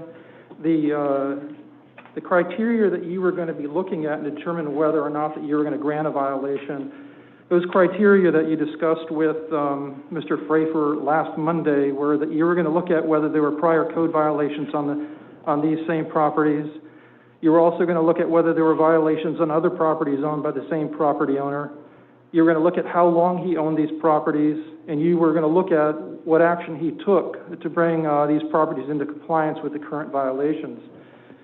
So the purpose of presenting these prior violations is to address the issue that you brought to his attention last Monday, so we would tender into evidence the packet that we're going to ask that you label as composite exhibit number 2 for the city, reflecting the code violation notices for those 3 code cases. All right, let me do this. I'm going to go ahead and overrule the objection. I'm going to allow it into evidence, and just for ease of record keeping, I'm going to make it exhibit number 7. So that way we'll just have a linear number of exhibits. Your first exhibit, Mr. Trask, was exhibit 6, which were the 3 photos. And this document you just handed me will be exhibit number 7. Thank you. And if I may, my objection is to alleged violations, courtesy notices, something that was short of a finding of a violation by the special magistrate. And so I'm sending you a courtesy notice because I think your grass is too high. None of those incidents were ever litigated as to whether or not there was a violation. The statute's very clear that your consideration is of prior violations, and I'm not aware of any prior code enforcement orders, although maybe Mr. Trask will tie that up for us. All right, I'm going to go ahead and overrule the objection. Please proceed, Mr. Trask. Okay, thank you. So, Deputy Snyder, did you have the opportunity to review the 3 lots in question at or around September 20th when the properties were to be brought into compliance? Yes. Okay, and on what date did you go, and by the way, let me ask you, did you look at all 3 properties on the same day? After the date of the September 21st, I did daily observations on those lots. Okay. So when was the first date after September 20th that you reviewed the property? I was contacted on, a month later, I was contacted on October 21st regarding the lots being in compliance. I went out and did a inspection of the 3 lots and found that there were the presence of vehicles as well as boats on 2 out of the 3 lots. One lot had 2 cars and a sailboat. Let's see here. I can give you specifics here because I sent emails to the city code enforcement regarding the number of each, but there was the presence of vehicles and boats on 2 out of the 3 lots. Vehicles on all 3 lots and boats on 2 out of the 3 lots. All right, if you would look at your emails and tell us then what date did you go to the property, what date did you take the photographs of the property? On October 21st at 12:45, I sent Holden Pinkard a copy of several photographs as well as an email documenting that on lot 300, which is the southernmost lot, there were the presence of at least two actually can be construed as the right-of-way, but there were 17 cars in the picture and 4 boats on that lot, and that was October 21. Okay, so down below in that email from you to Holden Pinkard is a date, Friday, September 25th, 2020, 11:15 a.m., from Corey Snyder to Snyder Corey, subject lot 300, then it says 17 cars, 4 boats on lot. Yeah. Was that the date that the photographs were taken, September the 25th? Yeah, actually, I'm looking at there was an email chain here. The original date was September 25th, and that's when the 17 cars and 4 boats were on the lot. And that's what's reflected in the photographs immediately preceding that email. Okay, so the photographs, some of those 3 photographs that I showed Mr. Frafer earlier, were those 3 photographs taken by you on that day, September the 25th? Yes, they were. Okay. And did you also take photographs of the vehicles that were on the property then? Obviously, you said there were 17 vehicles on that property. That's correct. Okay. And do you have those photographs with you then? Yes, they're... And were they also attached in the packet for today? They should be, yes. All All right, if you would just pull those photographs out then and explain to the special magistrate where those photographs were taken and what they depict. On page 10 shows, page 1011 shows an overall of the lot. And it's standing from approximately the center of the lot. The vehicles on the left side would be on the northernmost end of the lot, and the vehicles on the right side would be on the southern end. There's a curbing apron, so the two vehicles on the end would actually be on the right-of-way. Everything inside that, where the white and black cars are, would be vehicles parked on his property. In the background, you can see the presence of a mast. That would be a sailboat that's tied up to the wall. If you continue on to the next picture, I don't believe that it's numbered. Do you have a numbered picture with the... That was picture number 1. That was picture number 1. The boat with commercial vessel with or a vessel of some type with the designation or name of South on it. All right, let me stop you right there. Was that vessel tied to the seawall or tied to the property owned by the applicant or actually Mr. Frafer's company? All of those vessels are tied to either tide poles, docks, or the seawall that belongs to Mr. Frafer, or GTLF. Okay, thank you. The next photograph? We have a close-up of two boats, one motor, one sail, that you can see have a tide line coming from the back of it to the seawall. You can see that tied up to the dock. The next photograph is looks like a long line fishing boat. It's with no name on the back, and it has a line stretching from, I believe it's the tree on the property there, across the water to Mr. Frafer's property. You can also see the presence of a pallet that they used as a boarding apparatus from GTLF property to the vessel. Okay. So I'm going to go ahead and tender these photographs into evidence. If you can just pull those out.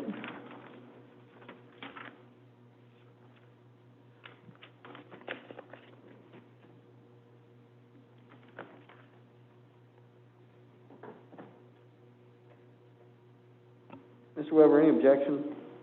No objection, Your Honor. All right, we'll go ahead and accept these into evidence as Exhibit 8.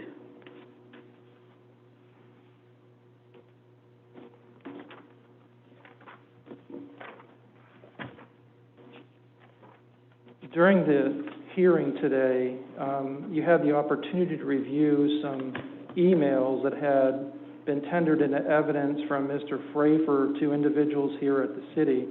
Were you aware that he was in contact with the city to try to gain compliance on the property? No, I was not. Okay. Did you have conversations with Mr. Frafer as to compliance after the hearing that took place in June? Not until the week of October, the 21st, around that date, did I receive any phone calls from Mr. Frafer. Okay. And what took place during the week of October 21st? There was a conversation about the lots being in compliance, and I notified him that the presence of vehicles is not in compliance. We had several vehicles other vehicles on the northern lots and some on the southern lots, and my recommendation to him was to restrict access to the lot via fence, posts, cables, anything, because the presence of parking cars on the lot would constitute him being in violation. Okay. And did he tell you that he was going to do that? No. Okay. No, he said he hired... Did he hire a towing company that he was going to use? He told me that he hired a towing company. I said, are they going to patrol the lot? He said no, and he also explained to me that he felt bad about towing cars off that lot, especially if it's from the business people that work in Johns Pass. Okay. Did he tell you he was going to call the towing company then, or he was not going to enforce it? No. In fact, he wanted me to patrol, and when he provided me information so that we could provide trespass authorization, I informed him that he is going to have to maintain his lots. I can't tow vehicles from his lot if they show up because it's private property. Okay. When did these 3 lots come into compliance? We have different dates for the compliance here. All right, let me just pull out an affidavit of compliance. It's page 7 of 38. Ask you to take a look at this. Again, it's page 7 of 38 in the packet. This was for, yeah, lot 300. The compliance was November 4th, 2020.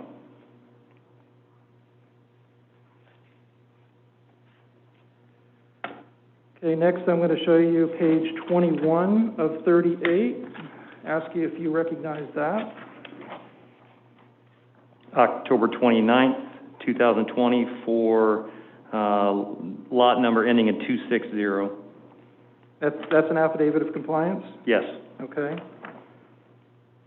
And then I'm going to show you page 31 of 38 in the packet. It's another affidavit of compliance. Do you recognize that? Yes, I do. And what is that for?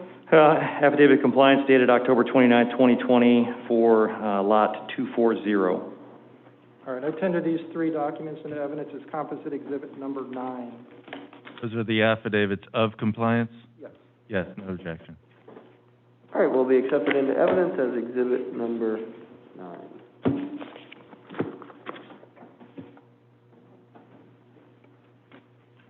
Subsequent to the properties being brought into compliance, did they go out of compliance again? Are they in compliance now? For the parking of vehicles and the commercial activity, yes. Okay. Thank you. I don't have any other questions of Deputy Snyder. Mr. Weber, any cross-examination? So, Deputy Snyder, between September 16th and late October, no one else in the city communicated to you that Mr. Frafer was repeatedly asking for some kind of verification that he was in compliance? I don't recall getting anything from city staff about him saying that he's in compliance. No. And you had no communication with him telling him that he was no longer, that he had not made his compliance by September 20th? Mr. Frafer and I didn't have communication until late October. Did you have his phone number? Do I have his phone number? Yeah, Mr. Frafer. He calls me. I don't know that I have his phone number saved in my phone, but he has called me, yes. Do you have his email address? I don't. I possibly received an email from him, but I might have it in my computer, but... Well, you're out there on the 25th, and you believe the property is not in compliance. Did you reach out to him and say, hey, I just signed an affidavit of non-compliance. You're getting fined. I suggest you get over here and do A, B, and C with reference to your property?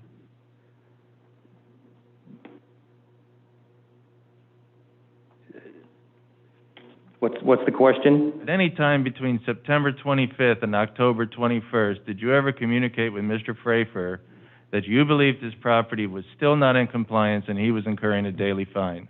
No. Not that I recall. Did you ever text with Mr. Frafer? Text? Yeah, text message. I have a flip phone. I don't text from my work phone. Fair enough.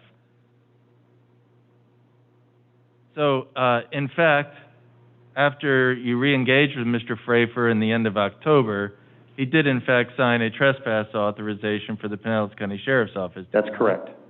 Okay. And he did in fact inform you that he signed a contract with Seminole Towing to monitor the property and tow any vehicles found on that? He did tell me that he had contracted a towing company, yes. Are you familiar with any of the principals of that towing company? No. Did you recommend that towing company to him? No, sir. Now, with reference to the vessels, your emails recorded that there were vessels on the property, correct? That's correct. Okay. Were there any vessels on Mr. Frafer's property?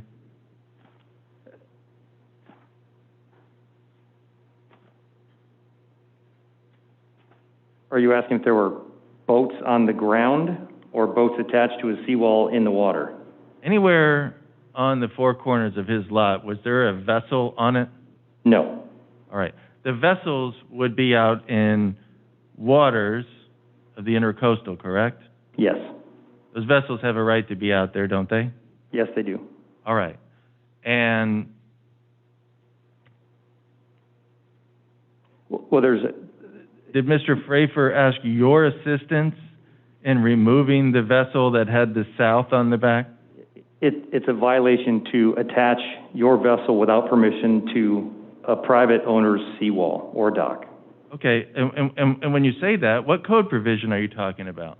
I'd have to look it up, but there is one that's attaching to, there's one that's city property, but it would be the same as parking a car on a lot that doesn't belong to you. May I approach the witness? Go ahead.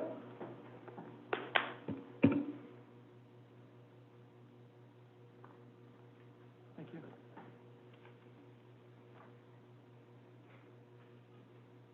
Thank you.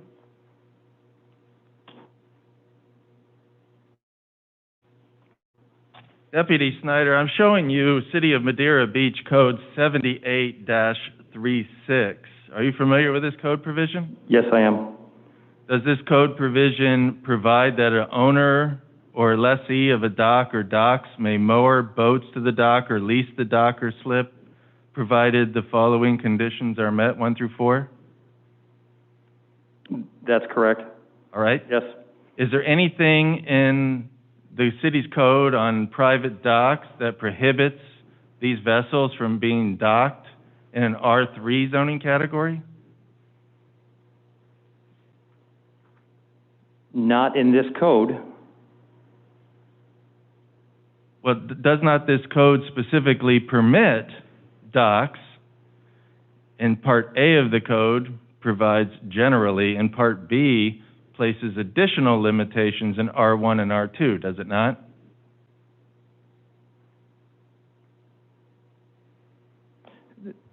The code provides allowing of vessels to be docked at a residential property, yes. Okay, even for hire? Yes, it does, with limitations. Okay, and so in the R1 and R2, there are limitations on commercial vessels, right? That's correct. But in all other zoning categories, there are not.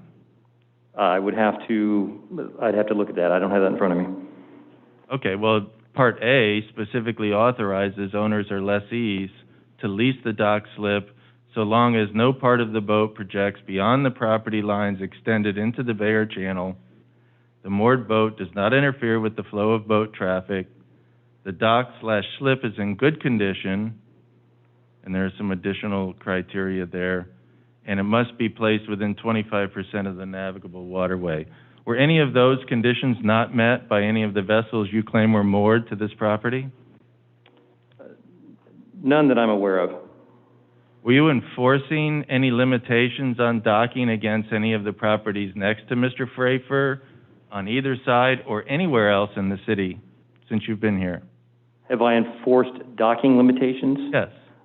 I'd have to review my records. I don't know. It's possible. Any- I have dealt with docks before and commercial vessels before, yes, and attaching to seawalls that are not of their own, yes. But does not the city code specifically permit someone to lease their own dock? But I think the zoning code prohibits the parking of boats on properties without a principal structure is the whole reason that we're here to begin with. You tell me I can find that in Chapter 110? It's in the initial code enforcement case.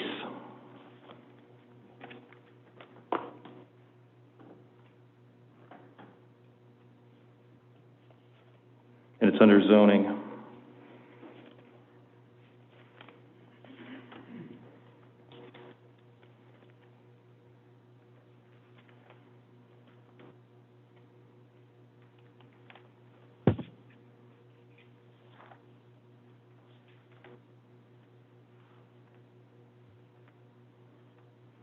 You've answered his question. Yeah.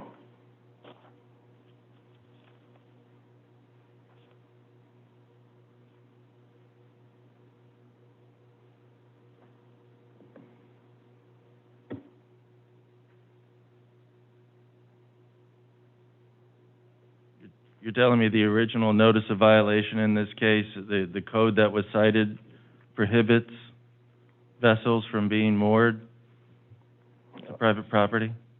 Under 110.227 permitted uses.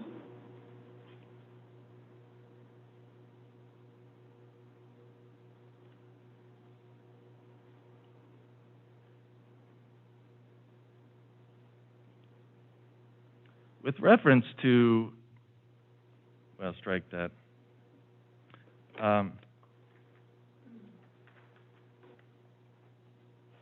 And you referenced that there is a specific city code that prohibits vessels to moor up to city property, correct? There is one, yes. All right. And that's in Chapter 78 of the city's code as well? I don't have it in front of me. All right. So 78-40 provides no person shall secure any boat or vessel of any kind to any public dock or boat, launching ramp in such a manner as to interfere, and so on and so forth. You familiar with that code? I'd have to, I believe I've read it. I'd have to look at it. I provided you a copy in that package.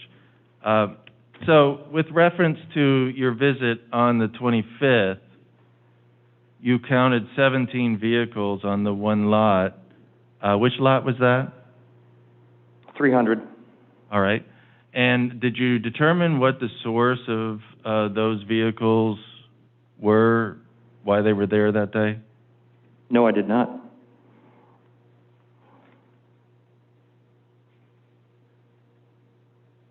And again, you took no steps to notify the landowner that there were vehicles parked there? No, I did not.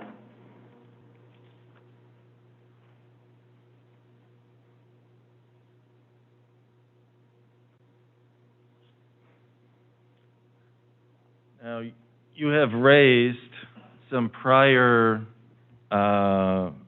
courtesy notices that were sent ostensibly to GTLF Madeira LLC. Do you have that package in front of you? Yes, I do. All right. So you're referring to some kind of grass maintenance in the first courtesy notice of September of 2020? That is correct.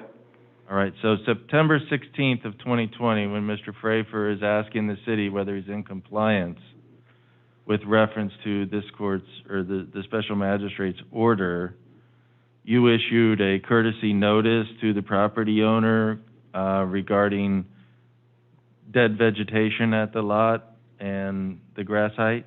That's correct. Did you mail this to him? Yes, it was. But you didn't give him a courtesy notice that they weren't in compliance with the order? We had no communication, Mr. Frafer and I, on this date on whether the property was in compliance or not, that I recall. All right. And then your next courtesy notice is November 1st of 2019, reference a broken chain link fence. Do you see that? Yes. And looks like a dead tree, cut branches, and broken fencing on Florida Parking Company lot. Please repair or remove. Do you see that? Yes, I do. All right. So at that point in time, you're clearly aware there was a company using the lot for parking? Yes, I was. Were these matters identified in your courtesy notice resolved to your satisfaction? Eventually, yes. All right. Well, you never requested a hearing before the special magistrate on that, correct? No, I did not. All right. And the courtesy notice you gave in September of 2020, you never requested a hearing before the magistrate on that either? That's correct.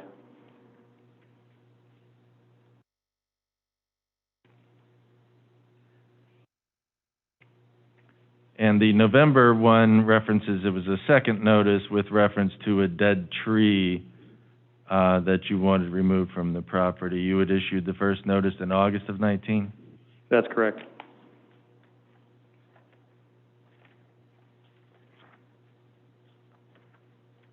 that tree been removed? Yes.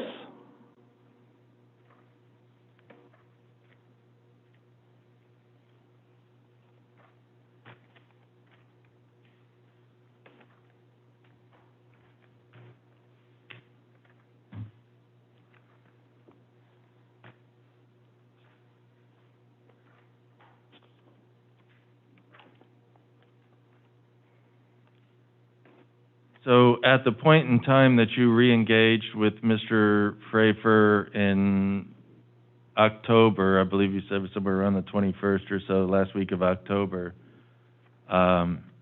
within a week, was he requesting that you issue an affidavit of compliance? Yes, he was. All right. And did you, in fact, issue such an affidavit? Once reinspection was completed, they were found to be in compliance. Yes, we did. I did.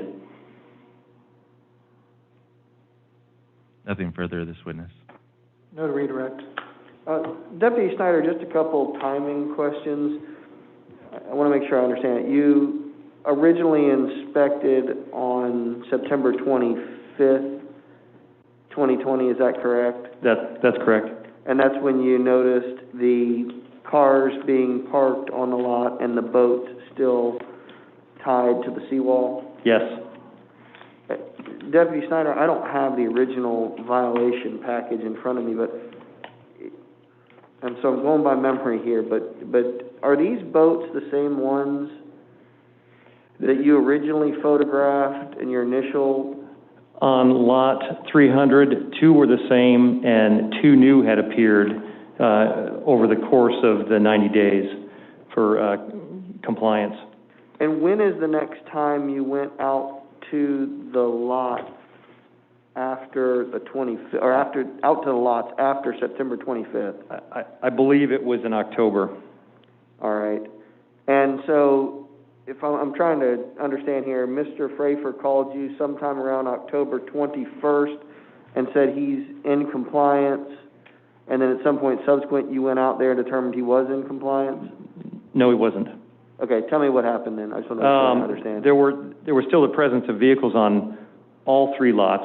The 300 lot, which is the southern lot, still had almost a dozen vehicles on it.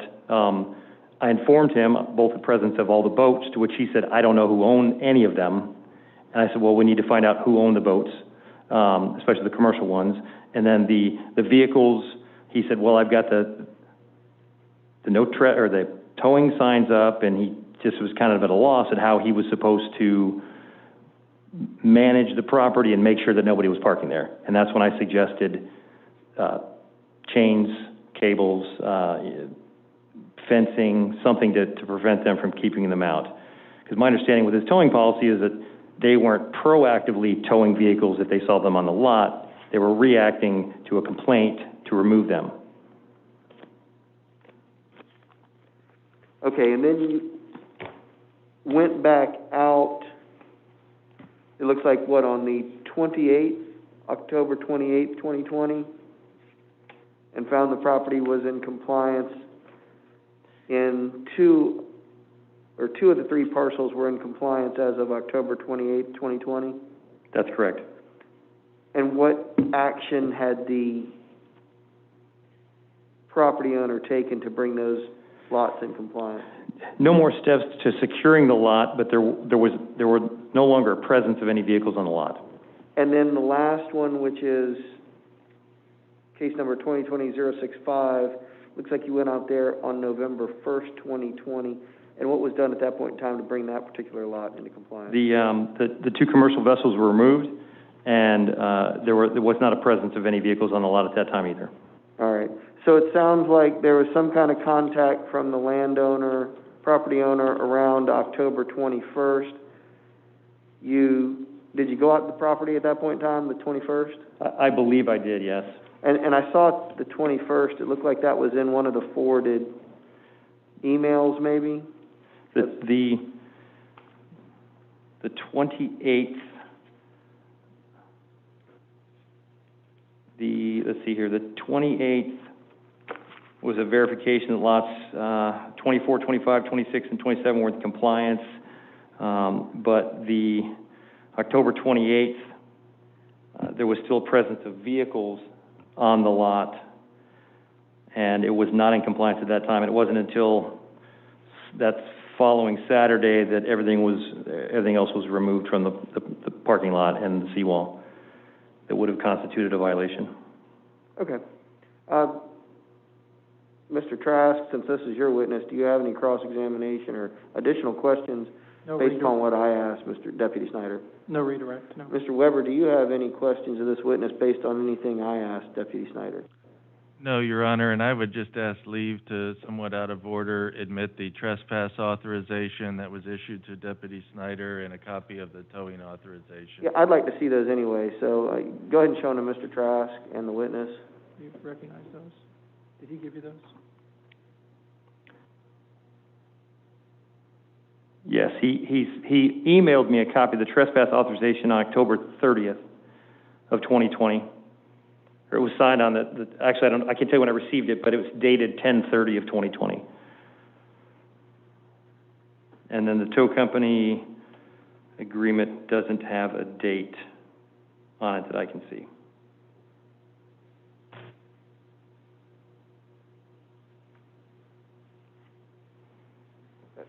You can just show them to Mr. Trask, just see if he has any objections.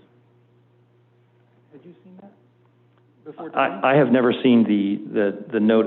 If it was in the attachment of the email, it's possible, but my focus was on the trespass authorization that I forwarded to the sheriff's office for review at the general counsel.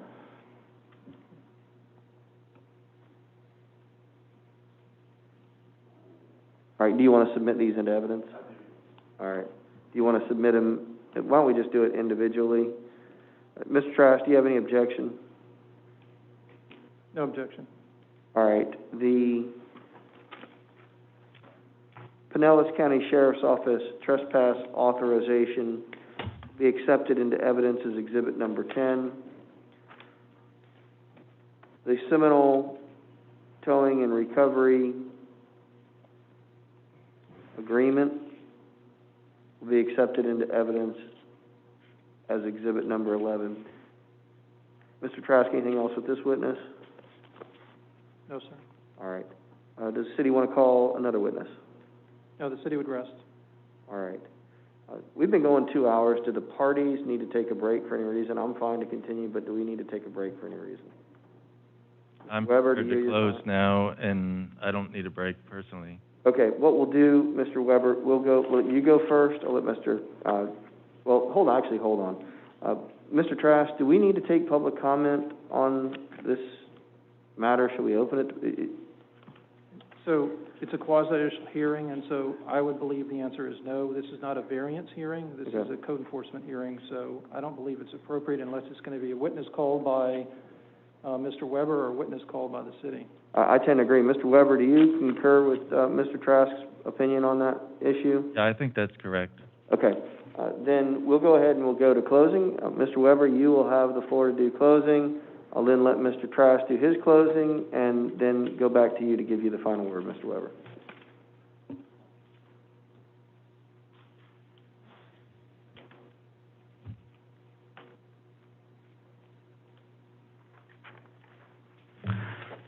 I do want to thank you for the time that you've afforded us today to hash these issues out. For Mr. Frafer, $30,000 worth of fines on his 3 properties is very, very significant to him, and particularly in light of the fact that he's receiving no rental income on these properties anymore. And so thank you for your attention. I think this case does illustrate the reason why the 2nd District in Massey specifically says we need these 2 steps of due process on the second part of the imposition of a fine situation. We had a hearing in June. We found a violation. The gentleman who had the commercial fishing vessels that were moored there under contract with Mr. Frafer says, I need 90 days to get my boats out of there. At that point in time, Mr. Frafer informs me, I don't have a transcript, but that he at least presented that the car parking lot part had been terminated as of June. But in any event, that has been terminated well before September. The commercial parking, the meters were removed, tow-away signs were placed up. Efforts were made to make sure that no one was there with the permission of Mr. Frafer. So with reference to the vessel, it was his understanding after speaking with Ms. Portal walking into that hearing that what the city was looking for was to terminate those agreements with the commercial fishing operation and get them out of there. They came in, they presented their case to you, any 90 days to do that, and they in fact carried through exactly what they asked you for in June, was to get those vessels out of there within 90 days of the hearing. Mr. Frafer followed up on August 7th with that company. Just want to make sure you guys are going to be out. He completes that on the 15th. In his mind, he has done what Ms. Portal asked him. He has done what the city has asked him. He has done what the order of June 22nd asked him to do, was to stop the commercial activity at the property. And I do want to mention specifically, while there was a finding that vehicles on the property, and there was not a lot of description as to what that was, but there were vehicles on the property, the specific fix that was in the original notice of violation and the specific fix that was adopted in your order to him is ceasing all commercial activity on the property. That's what he was ordered to do. That's what he did. And there were no further commercial activity on any of these 3 lots under the undisputed evidence as of today. That's what paragraph 2 of the order required as the remedial action, and then only if the remedial action set forth in this order had not been taken did the courts, or did your order authorize the imposition of any fine. And so the order defines what the remedial action is and specifies if that remedial action is not completed within 90 days, there will be fines. And so believing and taking city government at their word that they wanted him to get those commercial vessels out of there that were under lease with him, and he in fact accomplished and perfected that as required, he believed on the 15th, and reasonably so I would submit, that he was in compliance with what the city was asking him to do. But he didn't just sail off into the sunset and say, forget about it, those people at the city are bad people. He goes and he inspects personally on the 16th. And then he comes to the city. He first tries to contact Ms. Portal. He then gets Mr. Hussein. And he comes to the city and he says, I want to verify that I'm good. I'm in compliance. And he speaks with the gentleman. He forwards him a copy of the email from the Fishbusters commercial interest, and he gets assurances that looks like everything's good, this is all going to be taken care of, nothing else you need to do. So does he just take that as the last word? No.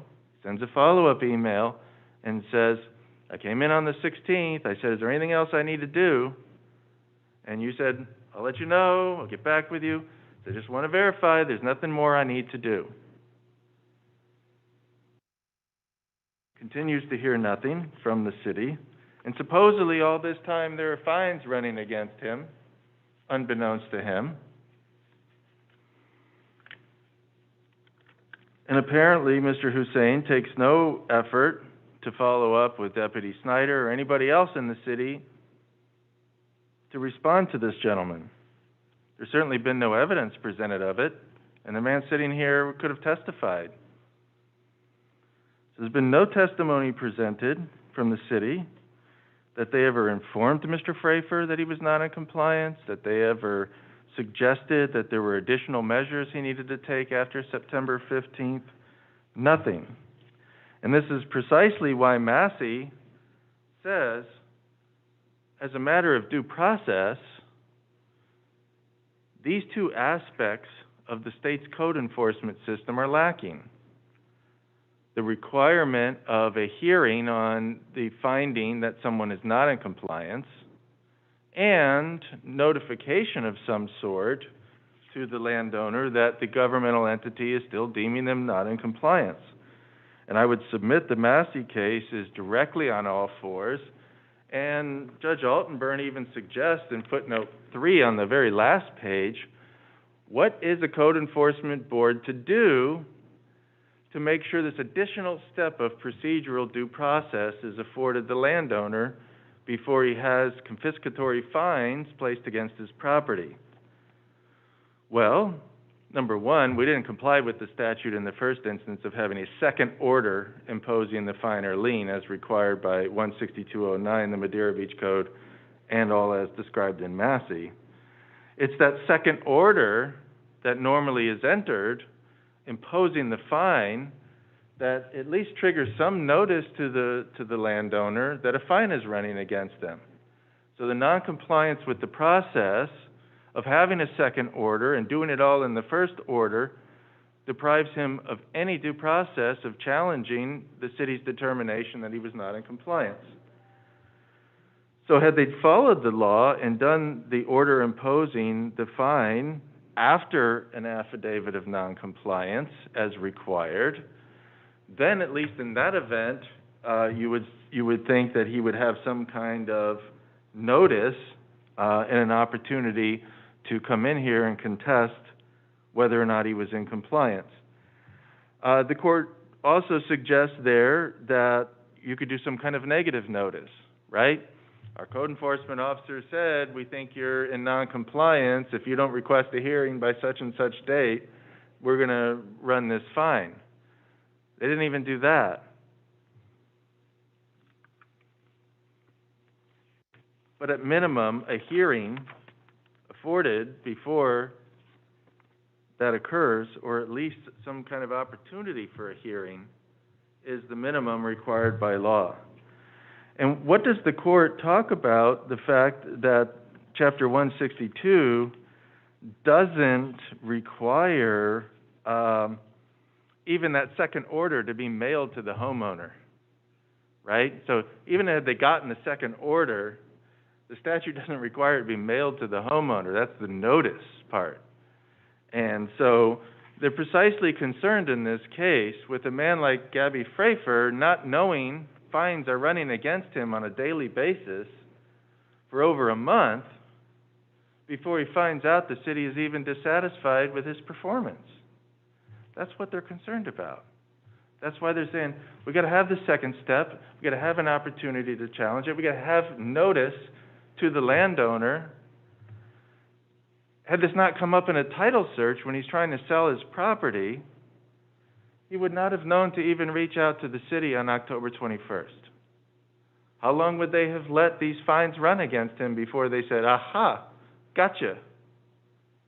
And then when he finds out, he's in compliance within a week. So I would submit that all of these fines were unlawfully imposed in the first instance. They were not done according to 16209 or the Madeira Beach Code, nor the procedures suggested by the Second District Court of Appeal in Massey. That he was in compliance, in fact, with exactly what he was ordered to do as far as the remedial actions he was ordered to take. And a trespassing vehicle is not a commercial activity on the property. And a vessel moored to a seawall from someone who just decides there's an open spot there is not a commercial activity. And so if they felt there were violations beyond what you asked him to do in June, they could have reinitiated a process.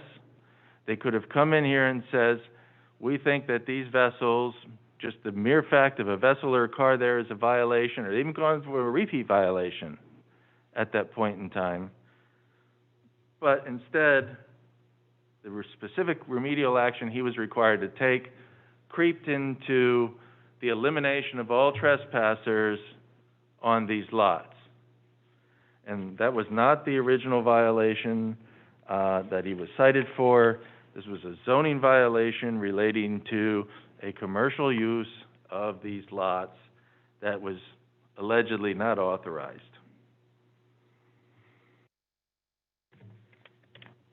And I would note, if I may approach, I think I provided a copy to the witness and Mr. Trask of the docking limitations code. I would like to submit that.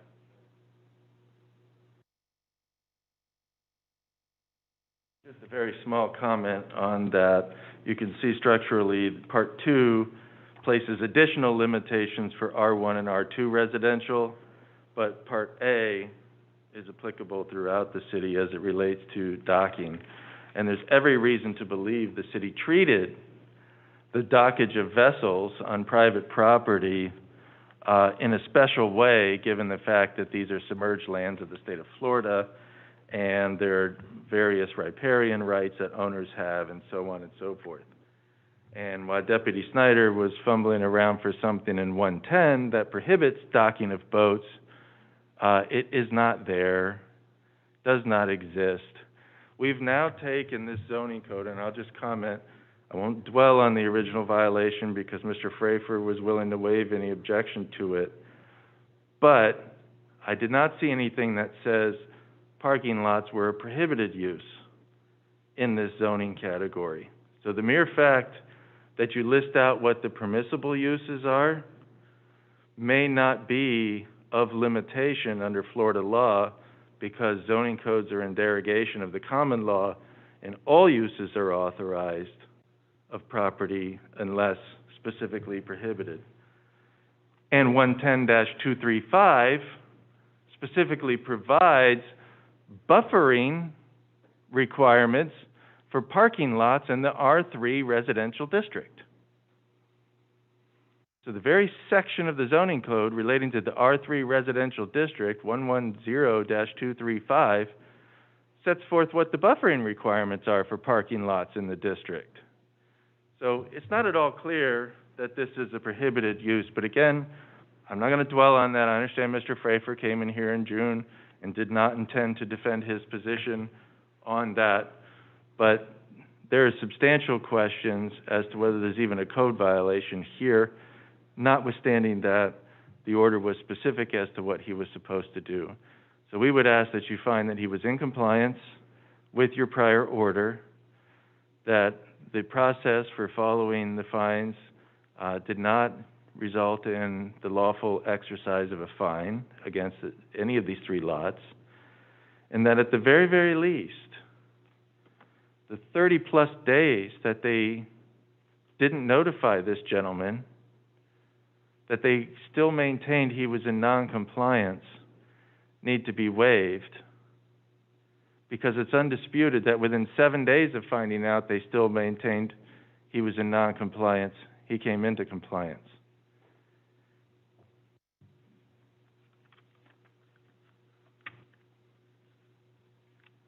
I don't think that we can close up this record with the notion that Mr. Frafer is a scofflaw, a slacker, somebody that is antisocial or trying to be difficult with the city. He took many steps. Maybe he's not very good at articulating all of them, but once we kind of talked to him about it, they're putting flyers out in Johns Pass Village everywhere they can, telling people you can't park in those lots on Pelican Lane. He signs a trespass authorization, giving the code enforcement officer carte blanche to trespass anybody from these lots. He authorizes a towing company, and the exhibit specifically says, all vehicles at any times are prohibited. Tow them. I don't know what else the man could do. Yes, I guess in theory he could put cables and chains and other things that might satisfy the city at this point in time. They certainly could have raised in June that was the remedial action they wanted out of this gentleman. But that's not what they told him orally. That's not what he was told that he was required to do. And again, now that our mission has creeped into the elimination of all vehicles, even as people dump their vehicles on the rights-of-way up and down Pelican Lane on a daily basis, even as we sit here. Also, I would just comment that there is a lack of enforcement of the zoning provisions citywide. The city has standalone parking lots in front of 3 different beach accesses. The city allows in the Johns Pass area parking lots everywhere. And Mr. Frafer seemed to be the brunt of a brand new enforcement policy that does not appear to be applied even-handedly, even as he sat here today saying, what about all the other people parking? What about all the other people parking? And we just ask that you take all of that into consideration in rendering a fair and just opinion. Thank you very much. Thank you, Mr. Weber. Mr. Trask. Just a few things. First of all, as for the two-step process that Mr. Weber is complaining that his client didn't get, he got that today. You heard compliance, non-compliance hearing today. As for the recording of the order that was entered by Your Honor back in June, this does not become a lien against the property until a certified copy of it has been recorded. The document that is in your agenda package shows that it was not a certified copy. Therefore, it did not become a lien against the property. Your order specifically stated in paragraph 1, I'll just read it aloud. The respondent and the property at the above-mentioned location are found to be in violation of Section 110-227 of the Code of Ordinances of the City of Madeira Beach. Based upon the respondent operating a paid parking lot on the property, comma, parking cars on the property, comma, and leasing the docks located on the property for commercial boats. There was no question that you heard testimony and received evidence that there was parking of vehicles on the property. The focus on the word commercial is inappropriate because that's not what the purpose of the hearing was at the prior hearing. This is a residential lot. It is not a commercial lot. It's a vacant lot. There is no residential structure on it. I thought it was important for the special magistrate to hear Mr. Frafer testify under oath today that he had no idea how long those boats were parked behind his property. He had no idea whether they were tied to tie poles, whether they were tied to a seawall or trees on his property. Yet he was adamant the fact that the boats were not attached to his property. The actions that he took to bring the property into compliance, well, I think that you made it absolutely clear, Your Honor, in asking the question that he beat around the bush on when I was asking him the question, and that is what has he done to bring the property into compliance? He did not cable it off. He did not fence it off. He did not chain it off. Therefore, cars can come and go on the property. It's clear from the photographs, and by the way, you can see that Mr. Frafer did not provide any photographs that the property was in compliance on the dates that he had mentioned. We have provided you with photographs. You could actually see what was on the property, and you could see the different vehicles. One property had 17. One had a couple of boats. The other had a couple of cars and a couple of boats. It's clear from the photographs that they're reflecting that violations existed as of September the 25th. The property was not in compliance. The property did come into compliance on two different dates, October 28th and November 1st, depending upon which lot. The city has acknowledged that and has issued affidavits of compliance. They're in the packet. You've received them into evidence. I thought it's also important for you to hear Mr. Frafer say he lives an hour away, and he doesn't necessarily know what goes on those lots. He wants the city to be his property manager, and he wants the deputy sitting to my right to be his property manager to make sure that no cars are parked on his lots and no boats are parked behind his property. The keys to this case are: there was no petition for rehearing filed, there was no notice of appeal filed, and there was no showing of undue hardship. Based upon the testimony and evidence that you heard today, we believe there's sufficient enough evidence for you to determine that there has been active violations on the property. It was not brought into compliance timely, and we're asking that you find the property in compliance as of October 28th and November 1st, depending upon the property and parcel ID numbers, and enter an order finding that there should be no fine reduction on the property. Mr. Trash, just briefly, was there any transcript of the hearing back in June that was made? There was no court reporter here I'd have to ask Ms. Portel as to whether or not it was actually transcribed. The voice transcript was made available. No, we did not make a transcript at this time. We have the audio and visual. Okay. And does somebody have the notice of violation that I can just look at, the original notice of violation? It's in the packet, I think.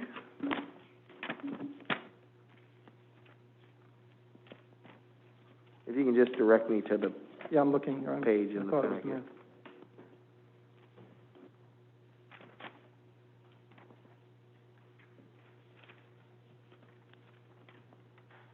No, it's not in the packet? It was in the original packet, but I think the packet got truncated. I have the original packet here that contains it. Can I just see it real quick, Mr. Weber?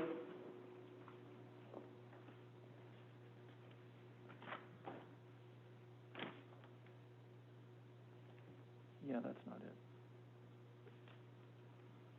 That's November 23rd, 2020. The hearing took place in June, so it would have to be way before that. Yeah, what I'm really looking for is the document in the original packet that says what the corrective action is that the property owner is supposed to take. Since that argument's been raised by Mr. Weber, I just want to see what the original notice of violation said in regard to the corrective action.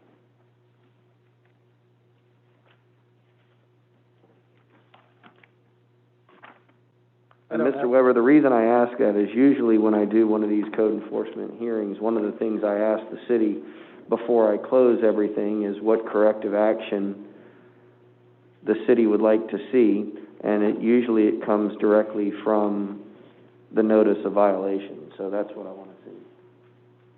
It was accurately recited in court. Can I see what he just handed you?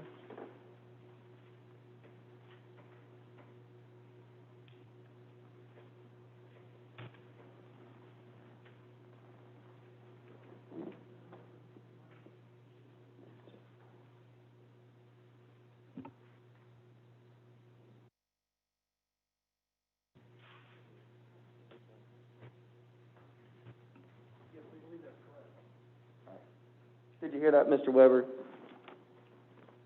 No, Yes, we believe that's correct. Okay. Yeah. Yeah, and the reason I look at it is it says, in this notice, it says the corrective activity would be all commercial activity on the lot must cease immediately. Here you go, Mr. Weber, you can take this back.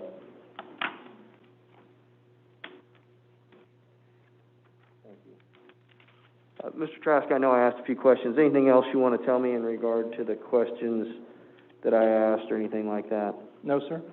Mr. Weber, I'll give you the last word. I have nothing further to add other than the violation sought for him to end commercial activity. The order sought for him to end commercial activity, and he ended the commercial activity on the lot. All right.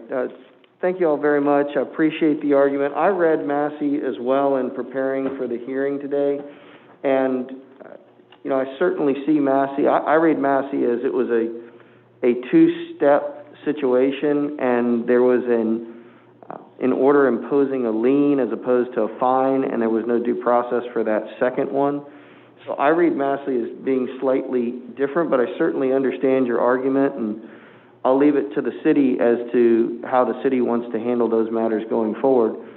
But I think for purposes of today, Mr. Trask is right. We certainly gave full and fair due process during today's hearing, and I am willing to take action. In regard to the selective enforcement and the other issues, that's simply not before me today.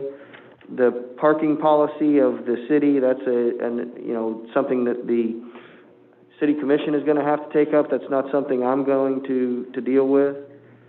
And so that leaves us down to when the property was in compliance and then what, if any, reduction should be in regard to the fine. The reason I asked to check and see what the original corrective action was, I wanted to see exactly what it was that the city was asking for. I understand from Deputy Snyder's testimony that the activity that he observed prior to the original hearing back on June 22nd, 2020, the parking of cars, and it certainly looked like more than just one car being parked in the right-of-way. The pictures that were shown that are part of the record show this property being used for, you know, a lot of cars being parked there. And some of the same boats were still there, moored to the docks in September that were there and that were part of the admitted violation in June of 2020, on June 22nd of 2020. It also sounds, however, that whatever action your client took or whatever action the property owner took in the middle or toward the end of October brought the property into compliance. And the number one goal of the Code Enforcement Department is to get properties into compliance with the city code. And so it sounds like there were some, you know, the 21st may not have been in compliance, but maybe the 25th, 26th, 27th, it was. Certainly by the time that Deputy Snyder went out there on the 28th for two of the parcels and the first in another parcel, the properties were all three in compliance. So then I go on to factor in the other issues, which is should there be a reduction based upon what the property owner did. I do see that there were some prior issues with the property, but it appears that each time there was a notice of a potential issue, your client did remedy those situations. It does not appear, at least I didn't hear any evidence, that your client owns any other property within the city that is in violation or anything like that. So I'm not unsympathetic to those arguments. So based on the totality of the evidence, I am willing to reduce the fine. I'm going to go ahead and give your client the benefit of the doubt that by the 25th of October that he did have the property in compliance. That means that there were 30 days of violations. I'm going to reduce the violations down from $250 a day down to $50 a day for all three violations. So it'll be 30 days at $150 a day will be the reduction in the fines. Now, Mr. Trask, Mr. Weber, do you want to... Are you reducing it to $50? I'm reducing it down to $50 per day per violation. So it's $150 a day times 30 days. Okay. Okay? And that's for all three of them. All right. Now, Mr. Trask, Mr. Weber, in regard to documenting what I ruled today, do you want me to prepare the order, or do the two of you want to prepare the order and work it out among yourselves in regard to the order that my ruling? It's whatever you'd like. All right, Mr. Trask, I'm going to direct you to go ahead and prepare the proposed order. Please run that by Mr. Weber. If for whatever reason you two cannot agree on the form of the order, and I realize both of you are going to reserve your ruling on the substance, I'm not getting anybody to waive their right. I'm simply asking to create the form of the order. If you two cannot agree on the form of the order, let's just set it for the next code enforcement meeting, whenever that will be, and you can submit your competing orders, and I'll sign one of them or interlineate it or something like that. But hopefully you guys can agree on a form of an order. Submit it to me in Word format, just in case I want to make any prior changes. Mr. Trask, just submit it to me with an email saying either, and if it's a minor dispute, if you want to submit that to me by email, I can do that. But hopefully you guys can agree on the form of the order. If not, it'll be the first thing we take up on the next code enforcement meeting, and I'll get an order entered so your client can take it to the next step or pay it or however he wants to do it if he wants to deal with selling the property. All right, and I just wanted to be clear, the original fine was $250 a day, so if you're reducing it to $50, it's $200 a day reduction. Correct. In other words, your client was, the $10,000, the amounts that the city was seeking were $250 a day for all the time that was there. I'm reducing that down to $50 per violation per day. There are three violations, so that's $150 a day for 30 days. I see. We're talking about all three. Got it. So the total fine is $150 a day for all three violations. I'm clear now. I was Okay. confused about the way that was working. All right. Anything else before me on this one? No. Okay. Before I leave, I have in front of me a 38-page packet for today's hearing, as well as Exhibits 1 through 11. Mr. Trask, who do you want me to give these documents to, so they're preserved in the record? Mr. Pinker?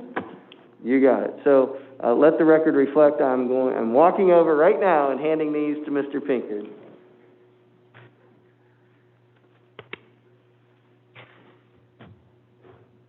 All right, is there anything else before me today? No. That concludes today's hearing. Thank you all very much. Thank you very much.